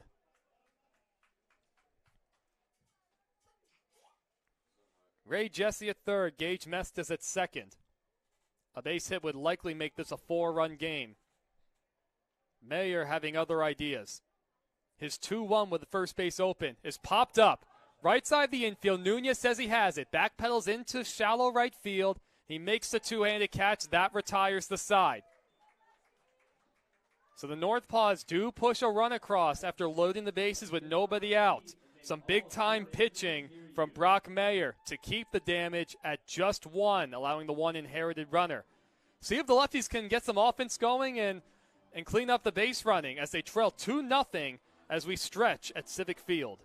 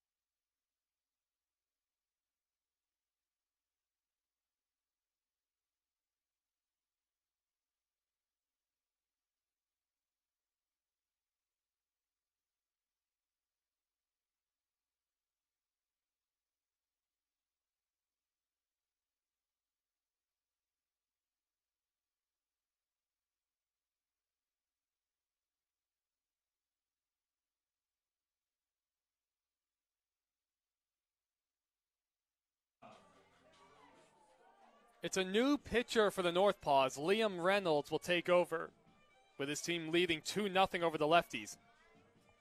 He'll face the 6, 7, 8 hitters for Port Angeles. Owen Alsop will hit for himself. He's walked and struck out today.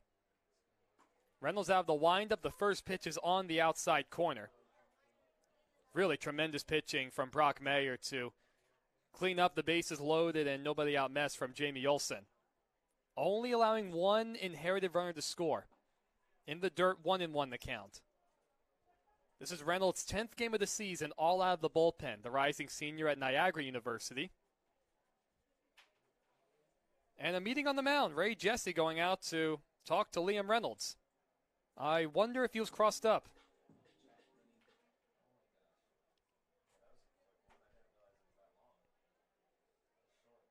Reynolds out of Trumansburg, New York. Well, the home plate umpire making note of the mound visit. And the 1-1 pitch. Swung on and missed by Alsop, out in front of a breaking ball.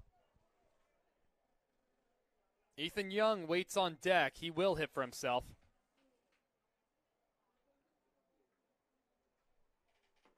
Here's the 1-2 pitch. In the dirt, 2-2.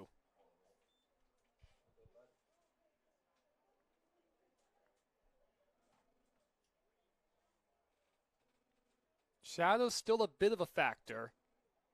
You have Reynolds, who is standing on top of the mound, still a bit of sun out there. The rest is shadows between home plate and the mound. That one's ripped past the glove of the diving Giannini into left field. Second consecutive inning, the lefties have had the leadoff man aboard. And it brings up Ethan Young. He ripped the ball into right field for a base hit his last time up. Alsop was also at the plate when Nunez was tagged out at second to end the sixth inning on, which was caused by a base running mistake from Chance Dowdy. That one's ripped into center field, coming on as Mestas. He slides, and he can't get it as it trickles away from Alsop, making the turn from second to third. The throw coming on a couple hops. Alsop is safe at third. Ethan Young, back-to-back ringing singles. And the lefties have been on first and third with nobody out.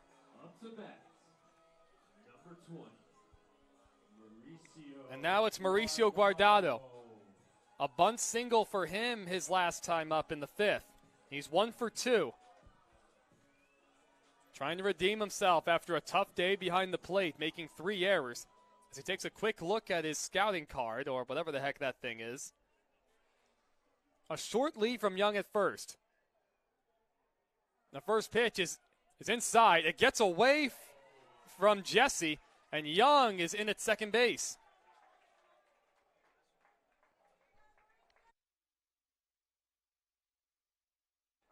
Stolen base for Ethan Young. How about that heads-up base running? The guy who does not run well, but finding a good opportunity on the delayed steal. And with the pitch getting away from the catcher, Jesse. Second and third, nobody out. And that one's popped up out of play to the left side.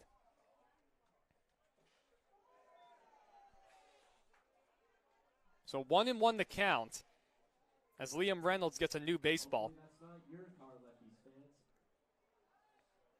The infield playing back. Well, the third baseman Giannini's even with the bag. Nolan Austin at first, playing a couple steps beyond the first base bag. Reynolds out of the stretch. And he deals inside 2-1. The lefties they've had men in scoring position in each of the past 3 innings now. Have not been able to push anything across. This is their best opportunity. Second and third, nobody out. Alsop at third and Young at second. The 2-1. In the air, it's not deep to right. Villeneuve comes in. He'll make the call on the catch. Alsop is going to draw the throw. Oh, what is Young doing? He got himself caught on the run. The throw goes back to third, and Ethan Young slides back into second. I mean, what in the world is going on? Nearly the third base running mistake of the day for the lefties. And they were fortunate, too, just on the bonehead play from Nolan Austin at first. For some reason, he threw the ball to third base, even as Young started to head back to second. And Alsop was standing around the third base bag when the ball went over there.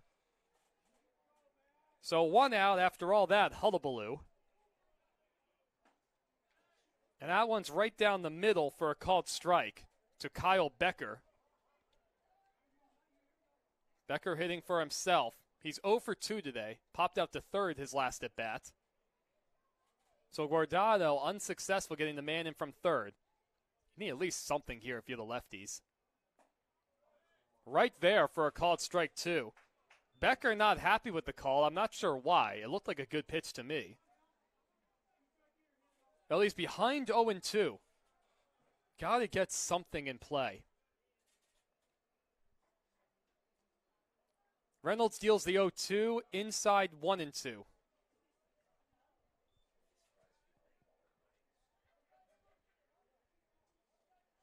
Reynolds taking his time right now. The center fielder, Gage Mesta, is playing a few steps into the left center field alleyway. Everybody else straight up, playing shallow. The 1-2 with one out. That one's popped up. Short center, the shortstop Neville going back. The center fielder Mestas is there. Alsop is going to tag. The throw is not a good one to Austin. Oh, and Alsop goes in standing up. He's safe. Oh, wow.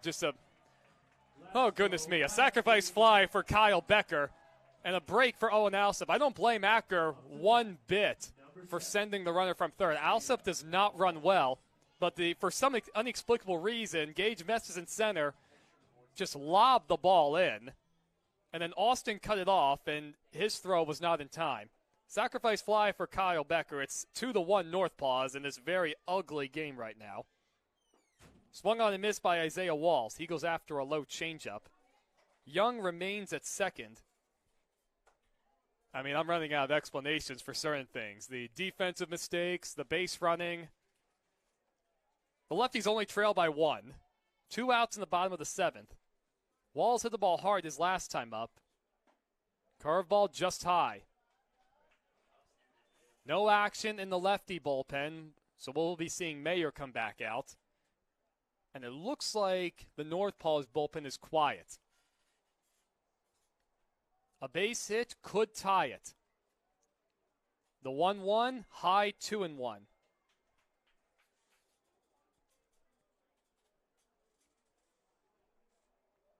So the lefties are able to answer back after allowing a run in the top of the 7th. Could have been much worse. The 2-1 coming in from Reynolds to Walls. Check swing, fouled back. Walls might have gone after ball 3. It has not been a generous strike zone as far as high pitches are concerned. 2-2 the count, 2 outs in the bottom of the 7th. Young still looms at second. He has a decent lead over there. And that's low, 3-2. Well, let's see. What kind of pitch will we see from Reynolds to Walls? Even though Isaiah's 0 for 3, he's a dangerous hitter. First base is open.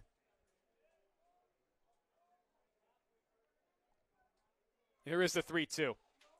Fouled out of play. Travis Helm waiting on deck. Waiting to hit in Corey Jarrell's spot. He's also got the shin guards on, so it looks like Helm is going to be the new catcher for the lefties. The 3-2 with 2 outs. That one's in the air to the left. It's fairly well hit. Casey Wayne going back. It looks like he has room, and he's able to put it away. So Walls gives it a ride. The lefties have to settle for just 1. Fortunate to just get 1. On a couple hits and 1 man left. We head to the top of the 8th inning. The Northpaws still leading 2-1.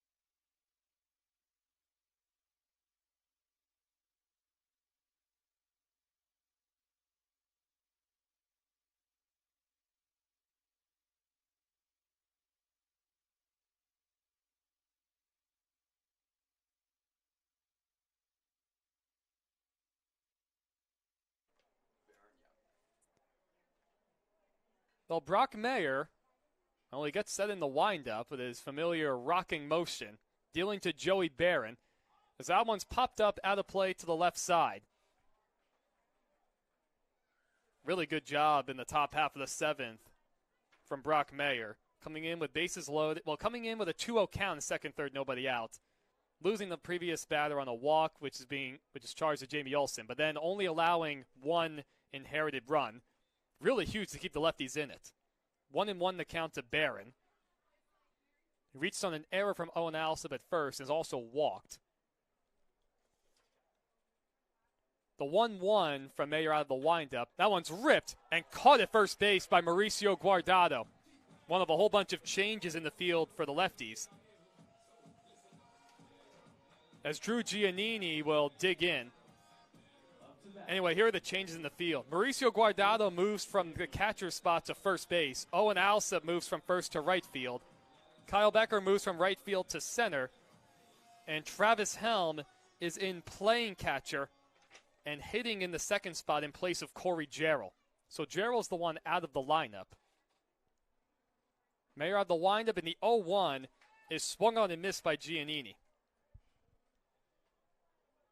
Boy, Mayer's got to feel good being able to work out of the windup. And he kicks and deals the 0-1. And Giannini goes after a high fastball, 0-2 the count. The shadows now fully covering the infield at Civic Field. Actually, looks like they're covering the whole field. Still see some sunlight up at the foothills of Olympic National Park in right. The 0-2, fouled straight back. A late swing from Giannini. And another good group of youngsters playing beyond the right field fence. Now they're playing some games up on the little hill out there. Another relatively comfortable mid-60s night, as long as you have a sweater on or some kind of long-sleeve shirt. The 0-2, low 1-2. Granted, I get a kick out of it talking to the locals. They're used to this kind of late evening summer weather. It's a lot warmer in the press box, though. I appreciate that. Mayer doing his usual kicking and kind of chipping. The 1-2 is outside. It's always one of those things I kind of forget about. Just the motion and just the trying to find the right term for it. Idiosyncrasies from Brock Mayer. There's the word of the day. Swung on and missed at a breaking ball. The second strikeout from Mayer out of the bullpen. 2 up, 2 down in the 8th. And that brings up Phoenix Samé. 0 for 3 tonight. He bounced out to third his last at bat. We saw a couple high throws from Julio Vasquez at third, and we saw Alsop when he was playing first earlier in the game have to make some pretty nice plays to haul him in. That one goes over everybody. Travis Helm did not touch that one at all. And there's Kai Kamada to give the new baseball to the umpire. And 1-0, upstairs again, 2-0. That one came in a little slower, so Helm was able to haul that one in. Lefties wearing their blue coats, or at least the guys on the bench are, and in the bullpen. Mayer now behind 3-0. Casey Wayne waiting on deck. The 3-0 from Brock. Way upstairs again, and he walks Samé on 4 pitches. The first walk he's issued this evening.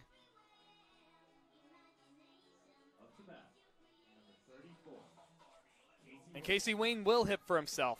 He walked his last time up in the 7th. Eventually came around to score, making it a 2-0 game at the time. 2-1 North Paws over the Lefties. Mayer now back out of the stretch. A short lead from Samé.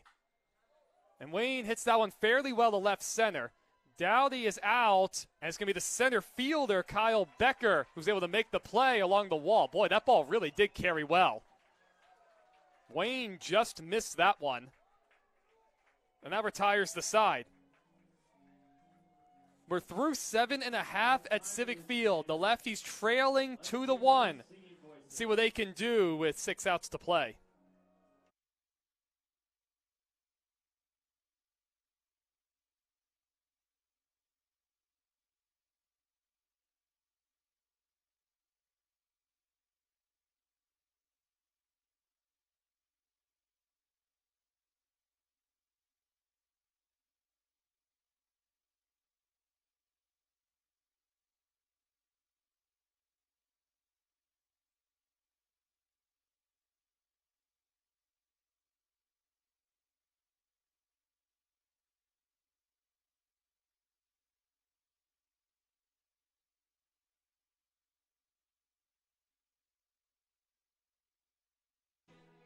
Well, I know all the out-of-towners will be as surprised to hear this fact as I was when Matt Acker first told me. So Clallam County voters have voted for the correct presidential nominee in every election since, well, 1976 was the last time they voted wrong. Clallam went for Reagan twice, H.W. Bush once, Bill Clinton twice, George W. Bush twice, Obama twice, Trump in 2016, and then Biden last time in 2020. I mean, how about that? Talk about a bellwether. 18 other counties had the same streak going into 2020. Clallam was the only one to remain perfect over the stretch, with Biden beating Trump by 3.5 points. 77,000 people roughly, over 2,671 square acres in Clallam County. How about that? The two closest counties to match this kind of streak would be Northampton County outside of Philadelphia, and they've picked incorrectly only 3 times in the last century. Frankly, the only time that Clallam's been wrong in presidential elections in the last 100 years were 1968 and 1976, when they went for Hubert Humphrey and Gerald Ford, respectively. Boy, the stuff from this region and town, it just never ceases to amaze me.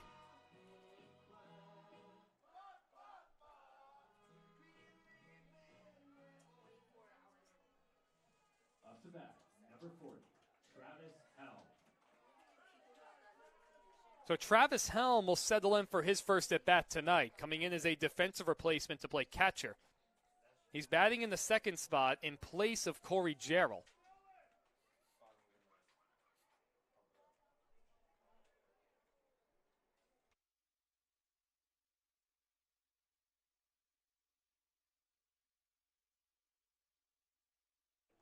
Anthony Manuel, the new pitcher, on the mound for the North Paws.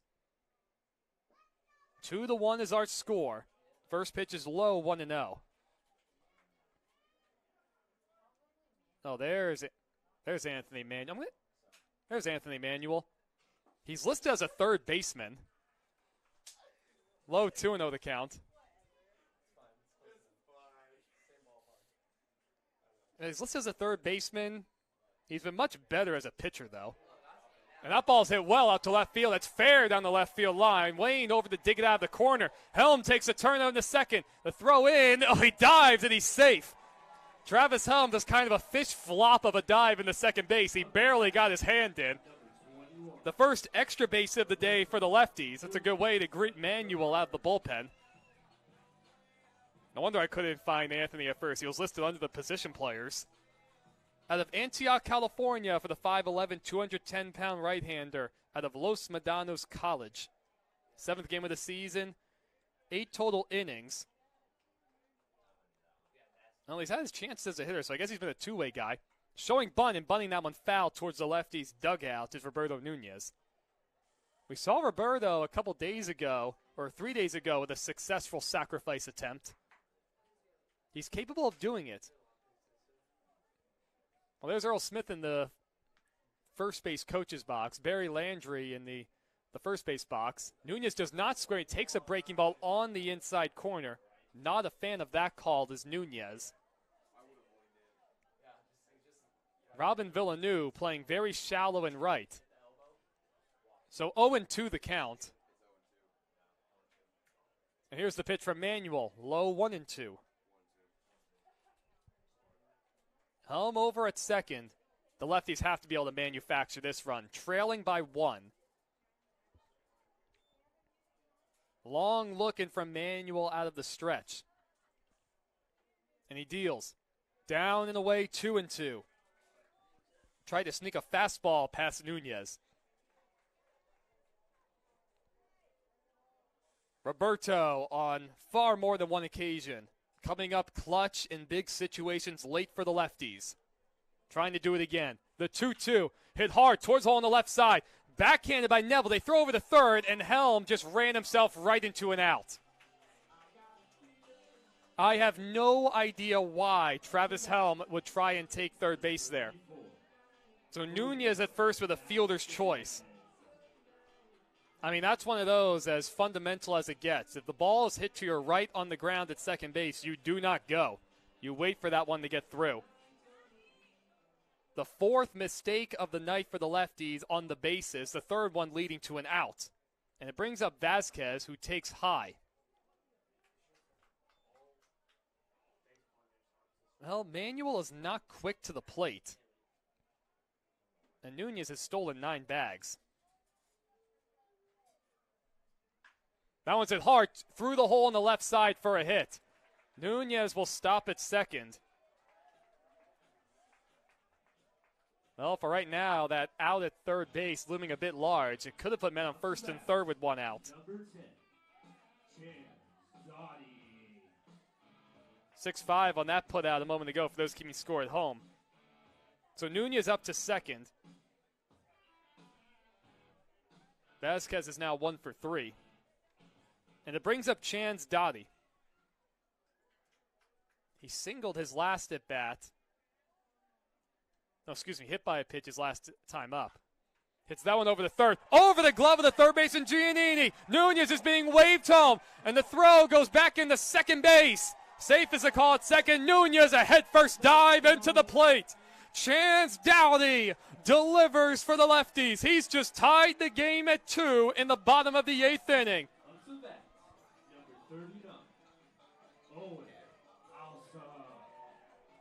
We'll see how that one is scored. Whether that'll be a hit or an error. Wow, it's going down as a base hit. Talk about some home scoring. Chans will appreciate it. It'll go down as an RBI for him. Owen Alsop swings and misses at the first pitch. As he steps out, Vasquez nearly got himself thrown out at second base, going too far around the bag.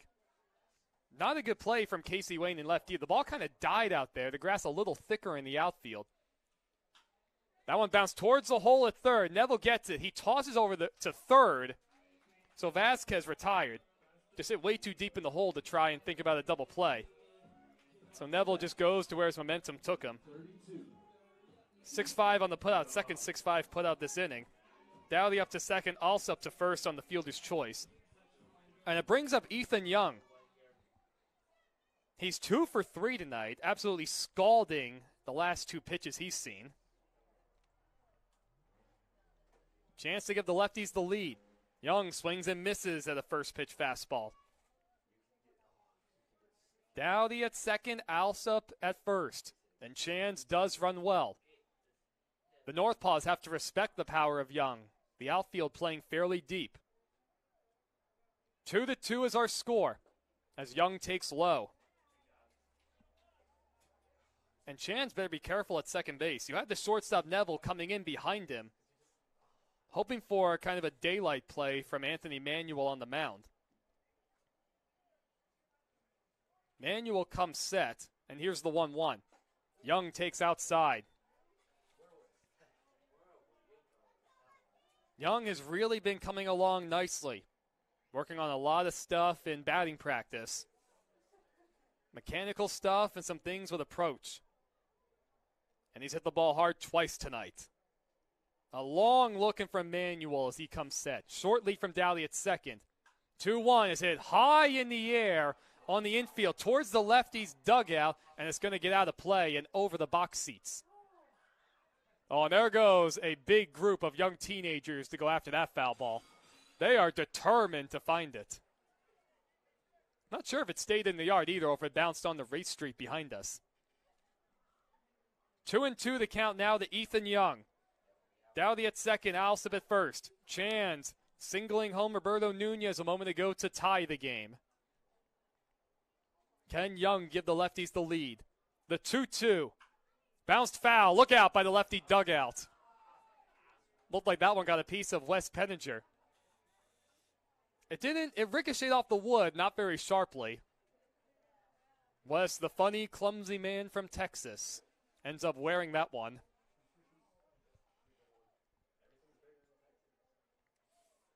The count remains 2-2. Young battling, and the pitch again. Young goes down swinging on that one, out in front of what looked like a changeup. The damage has been done. Chance Dowdy, making up for a base running mistake earlier in the game, ties the game at 2, plating Roberto Nunez. The Lefties leave a couple men out there, but we head to the 9th. A new ball game, 2-2, the Lefties and the Northpaws.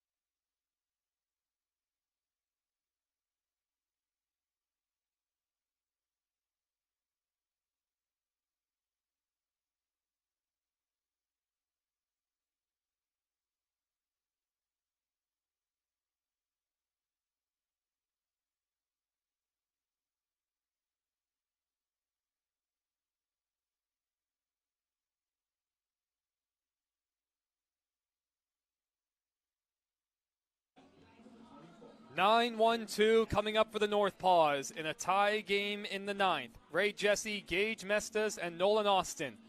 The first of 3 games against 2 of the bottom 3 teams in the West Coast League.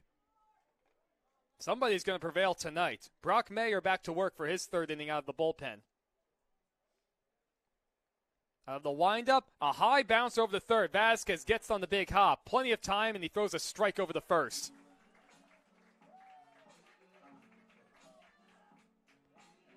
5-3 on the putout, and it brings up Mestas. He walked his last time up in the 7th, 0 for 3 overall. Lefties looking for another clean inning from Brock, and he's been fantastic. The Lefties will have Guardado, Becker, and the leadoff man Walls in their half of the 9th. That pitch, I guess it missed high. It was a strike according to our pitch tracker. The 1-0. Similar spot called a ball. You know, I'll say this. The home plate umpire has been consistent with that spot. The belt has not been going the pitcher's way tonight. Mayer doing his rocking out of the windup. His 2-0 just outside 3-0. Mayer's walked one guy already on 4 pitches. Trying to avoid gifting a base runner to Kamloops. His 3-0. Called a strike. Mestas is ready to toss his bat aside.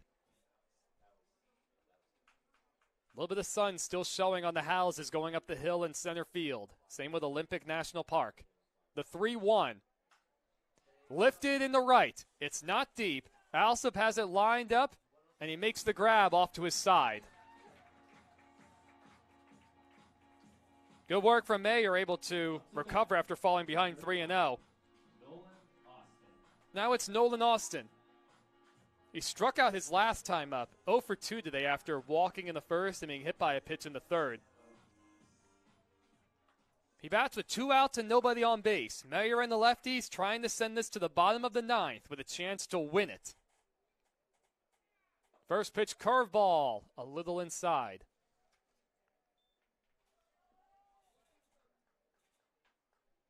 Lefties outfielders playing fairly deep. A lot of room in right center.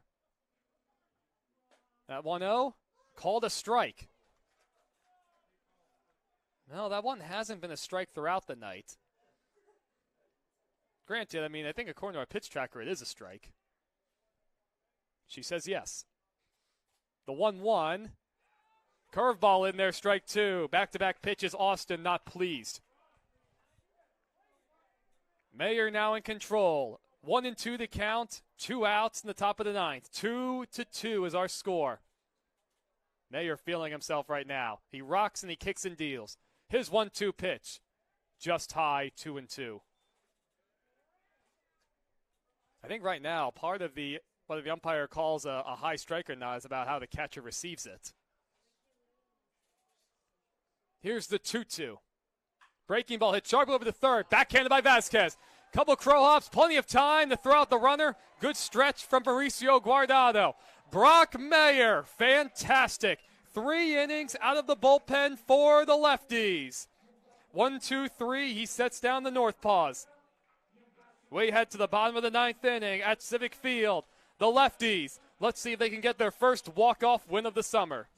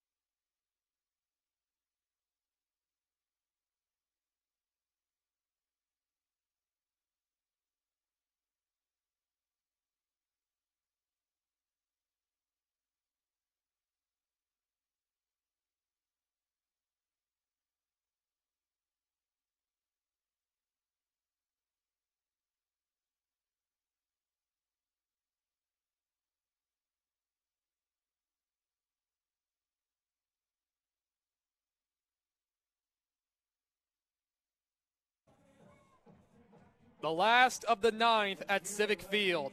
Mauricio Guardado, Kyle Becker, and the leadoff man Isaiah Walls will be the hitters. David John will take over on the mound. Well, wait a minute. That may not be John. Well, let's see. According to Point Streak, it's John. Point Streak has him in as a left-handed pitcher. We're going to roll with it, though, because the numbers line up. So let's just say it's David John. Anyway, if this is David John, he's 6 feet tall and 215 pounds out of Grayson County College. This guy does look like he's 6 feet tall, at least. 6.92 ERA, his 12th game of the summer, all out of the bullpen. 13 innings, 14 strikeouts, and 13 walks. The opposition only hitting 191 against him. Well, when you walk 13 guys in 13 innings, then that'll drive that ERA up. His last outing came 6 days ago against Edmonton. He got the win going an inning scoreless. 1-2-3 in that inning. A brief conversation with his catcher, Ray Jesse. And Mauricio Guardado will settle in. 1 for 3 today. He popped out to short right his last at-bat in an unsuccessful attempt to score a man from third.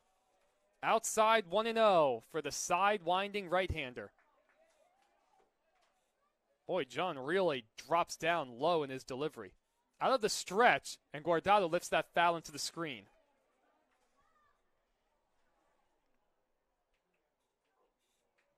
The Lefties come into play 5-12 in games decided by 1 or 2 runs.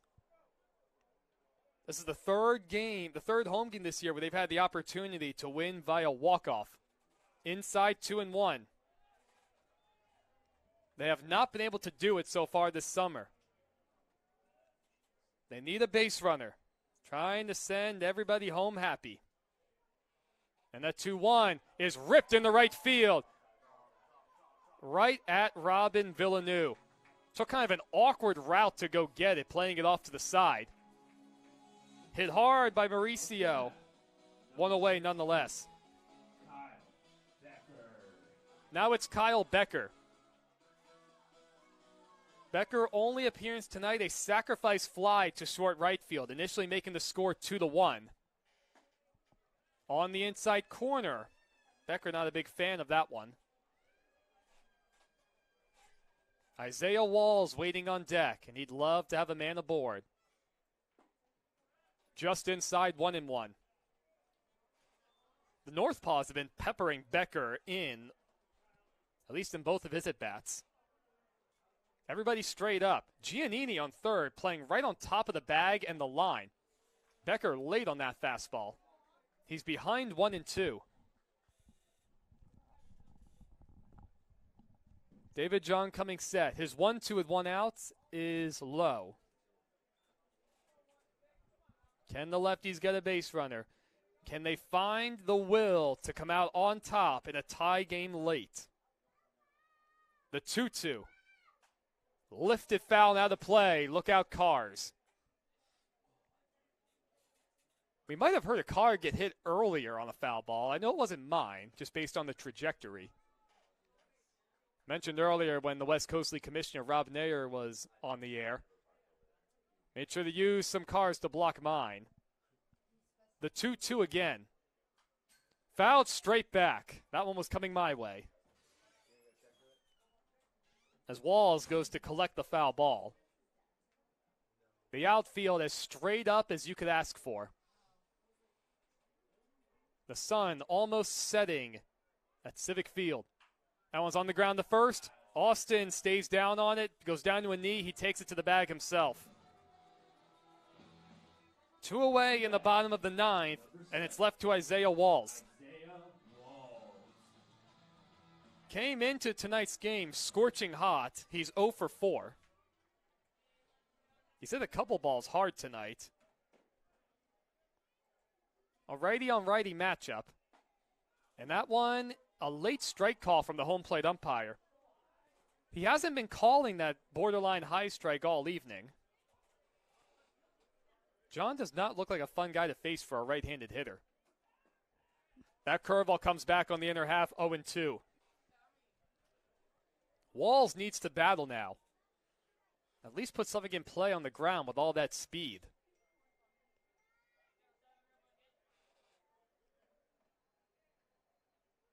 A long looking from David. It is 0-2. Swung on and missed. Isaiah Walls goes down on 3 pitches. For the 3rd time this season, we have free baseball coming up at Civic Field. Deadlocked at 2, going to the top of the 10th. The Lefties going down 1-2-3 in the last of the 9th.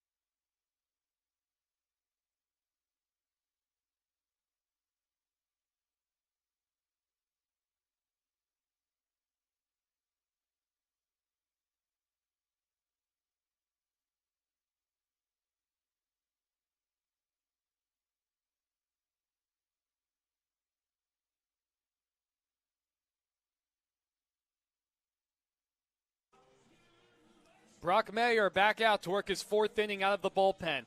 He's been fantastic, scoreless, after coming in with the bases loaded, nobody out. Cooper Neville, Robin Villeneuve, and Joey Barron, the 3-4-5 hitters. The top of the 10th inning. Mayer out of the windup, and that curveball is just outside. Well, this is somewhat familiar territory for the Lefties. Our 3rd extra inning game this summer at Civic Field. Mayer's 1-0 is lifted in short center field, and that one's going to drop in for a hit because Becker was playing deep.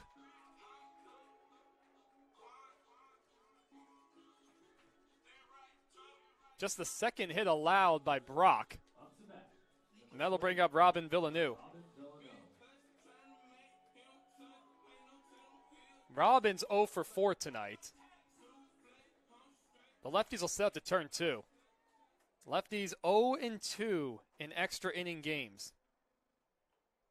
In general, just have not fared very well in tie or close games late. Villeneuve shows bunt, and it's out in front of the plate. Mayer up to get it. He takes a sure out to first, as Villeneuve wasn't really running up the line. A successful sacrifice nonetheless. Neville up to second. Up to bat,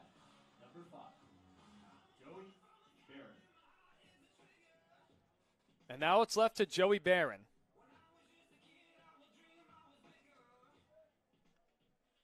Barron is 0 for 4 tonight.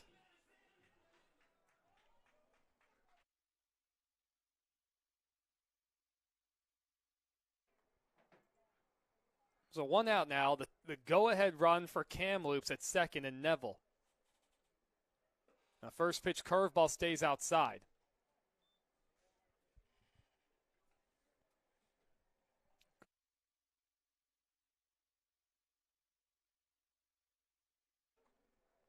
Mayer comes set on the 1-0 count. A short lead from second from Neville. That fastball on the outside corner for a strike. Had to wait an extra moment from the home plate umpire. The zone's starting to fluctuate a little more late in the game. Dowdy in left, playing fairly shallow with a decent arm. Becker fairly deep in center still. Alsop also playing not very deep in right. Outside 2-1. Well, first base is open with Drew Giannini on deck. Giannini has struck out 3 times tonight. See how Mayer and Helm want to play it. Isaiah Wall is playing behind the man at second, and that one way upstairs.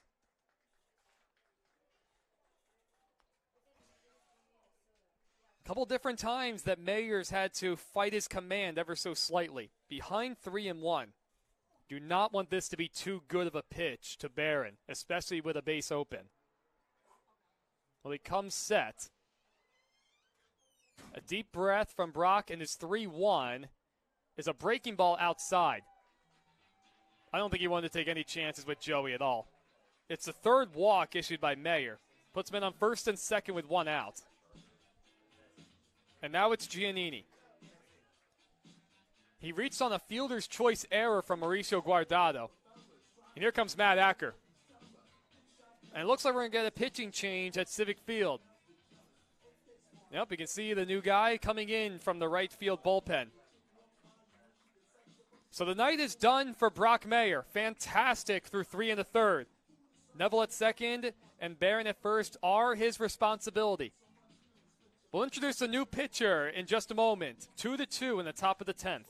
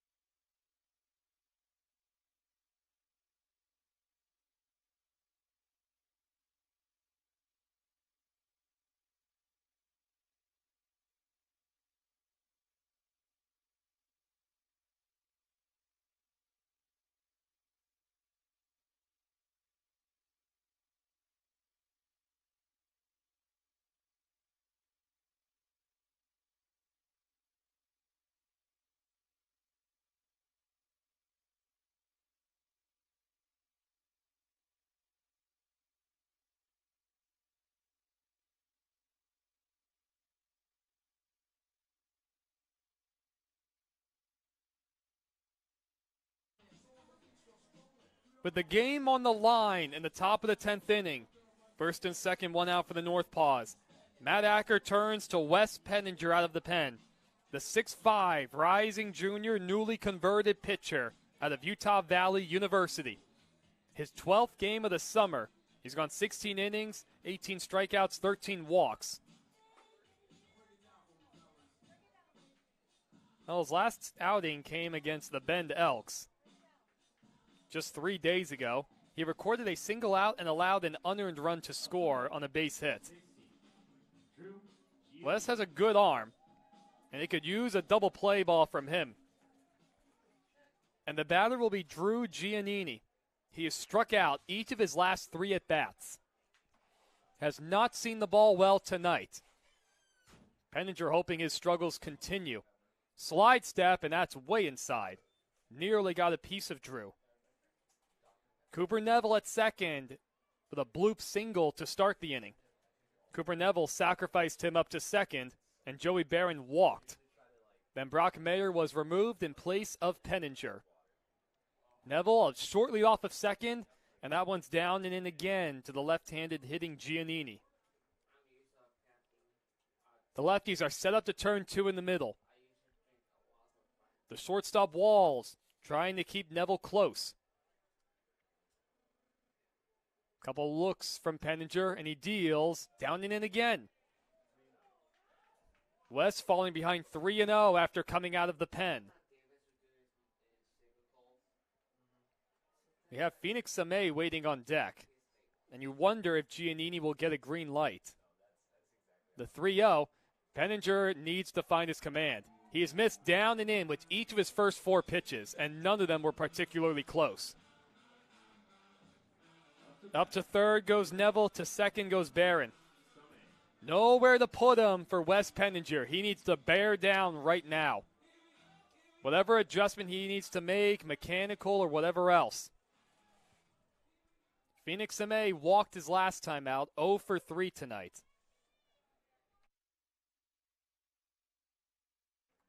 The first pitch is on the outside corner for a called strike. And boy, did Wes need that one. Guardado playing in at first. So is Vasquez at third. Walls and Nunez looking to turn 2 up the middle. On the outside corner again, 0-2. Samay not a fan. Penninger in control of this bat. Ahead 0-2. Samay digs in a little closer to home plate this time. The 0-2. On the outside corner for a called strike 3. Had to wait an extra moment again for the home plate umpire. Samay goes down on 3 pitches. A huge second out for Penninger. Well, does this feel fitting? It's Casey Wayne up to bat. He flew out to the wall in left center field his last time up. The former lefty cut earlier in the season. I don't know where that first pitch missed. As Penninger snaps the ball right back from the catcher Helm, it was exactly the same 2 pitches that were just called a strike. This time called a ball. There's no other way for me to put that. The 1-0, a half swing, and Wayne foul tips that one into Helm's glove. Both pitches away to start. Wayne trying to give the Northpaws the lead. Penninger trying to say no. The 1-1. That one's lined in the center. Becker coming on is going to drop in front of him for a base hit. 1 run scores. Barron being waved up. The throw goes to third. And out by a mile at third is Drew Giannini.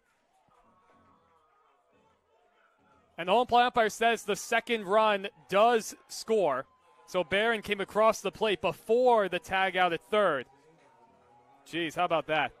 A bloop hit from Casey Wayne. Becker was playing so deep he had no chance to try to get it. Now Acker's coming out to talk to the home plate umpire. I don't think he agrees that the second run came across to score in time.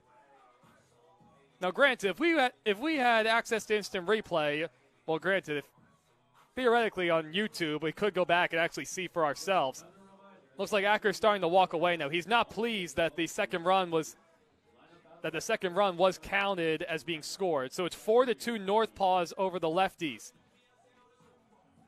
Last chance for Port Angeles coming up. Just the 4th hit of the day as well for Kamloops on that 2-run single from Casey Wayne. Last chance for the Lefties going to the bottom of the 10th, trailing by 2.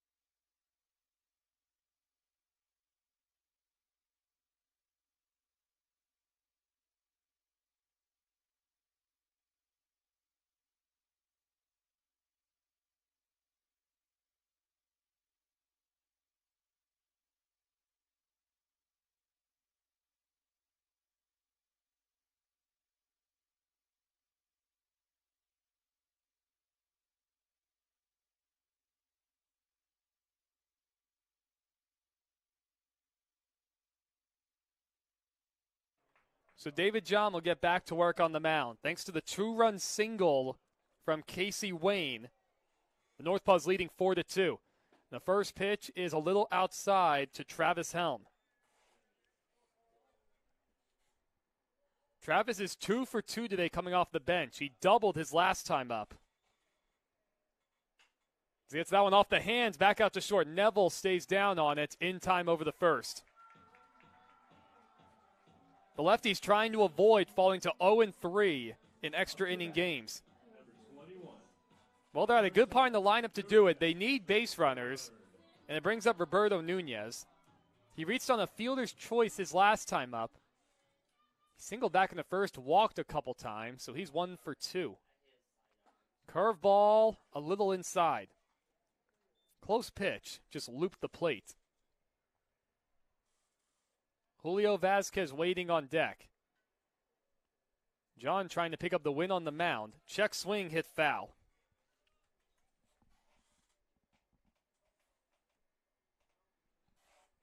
David John came on in the 9th inning. He worked a 1-2-3 frame.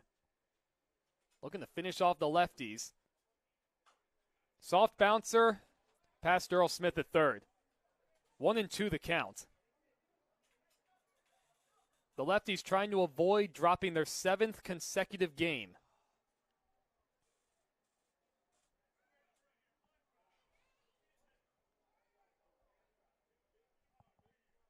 A long look in from David John. Now he comes set.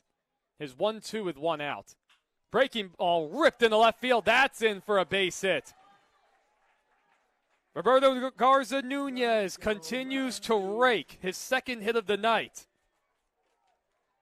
And it brings up Julio Vasquez.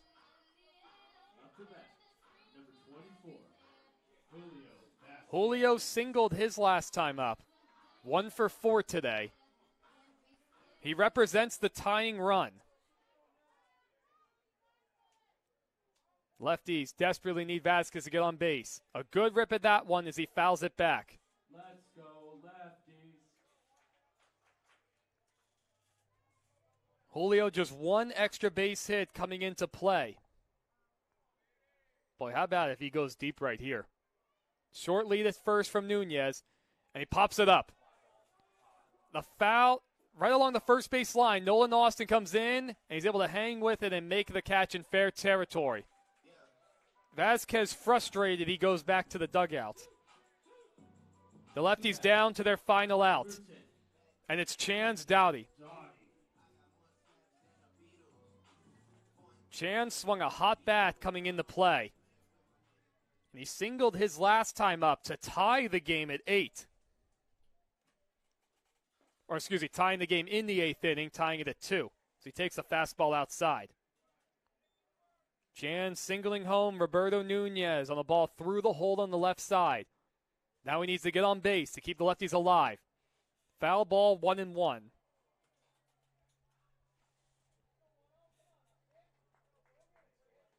1-1 the count. Lefties trying to tie this game, overcome committing 4 errors earlier. Check swing, high, 2-1.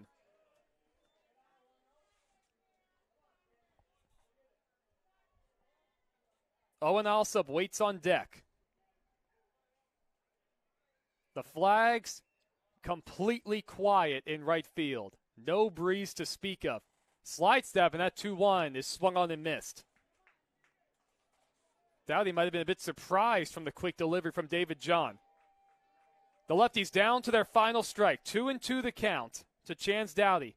David John comes set, Nunez at first, and the pitch lined right at the shortstop, Cooper Neville. He's able to pick that one just off the dirt. So the lefties lose their 3rd straight extra inning game, and they've lost their 7th consecutive. Falling in 10 innings, 4-2 to the Kamloops North Paws in the first of this 3-game series. Have a good night and go lefties. David John will end up getting the win, going a couple innings out of the bullpen. The lefties battle back, not able to overcome 4 more errors in another really tough evening in the field. So Lefty's still trying to find it. We'll be right back here tomorrow night, though, you guys. That's what's so beautiful about baseball. It picks up again the next day. I'm Evan Schmeiser, ladies and gentlemen. Always a pleasure to be bringing you the action at Civic Field. We'll see you all tomorrow night, 6:35 first pitch on the Peninsula Public Access Station and the West Coast League app. Have a great night for now, you guys.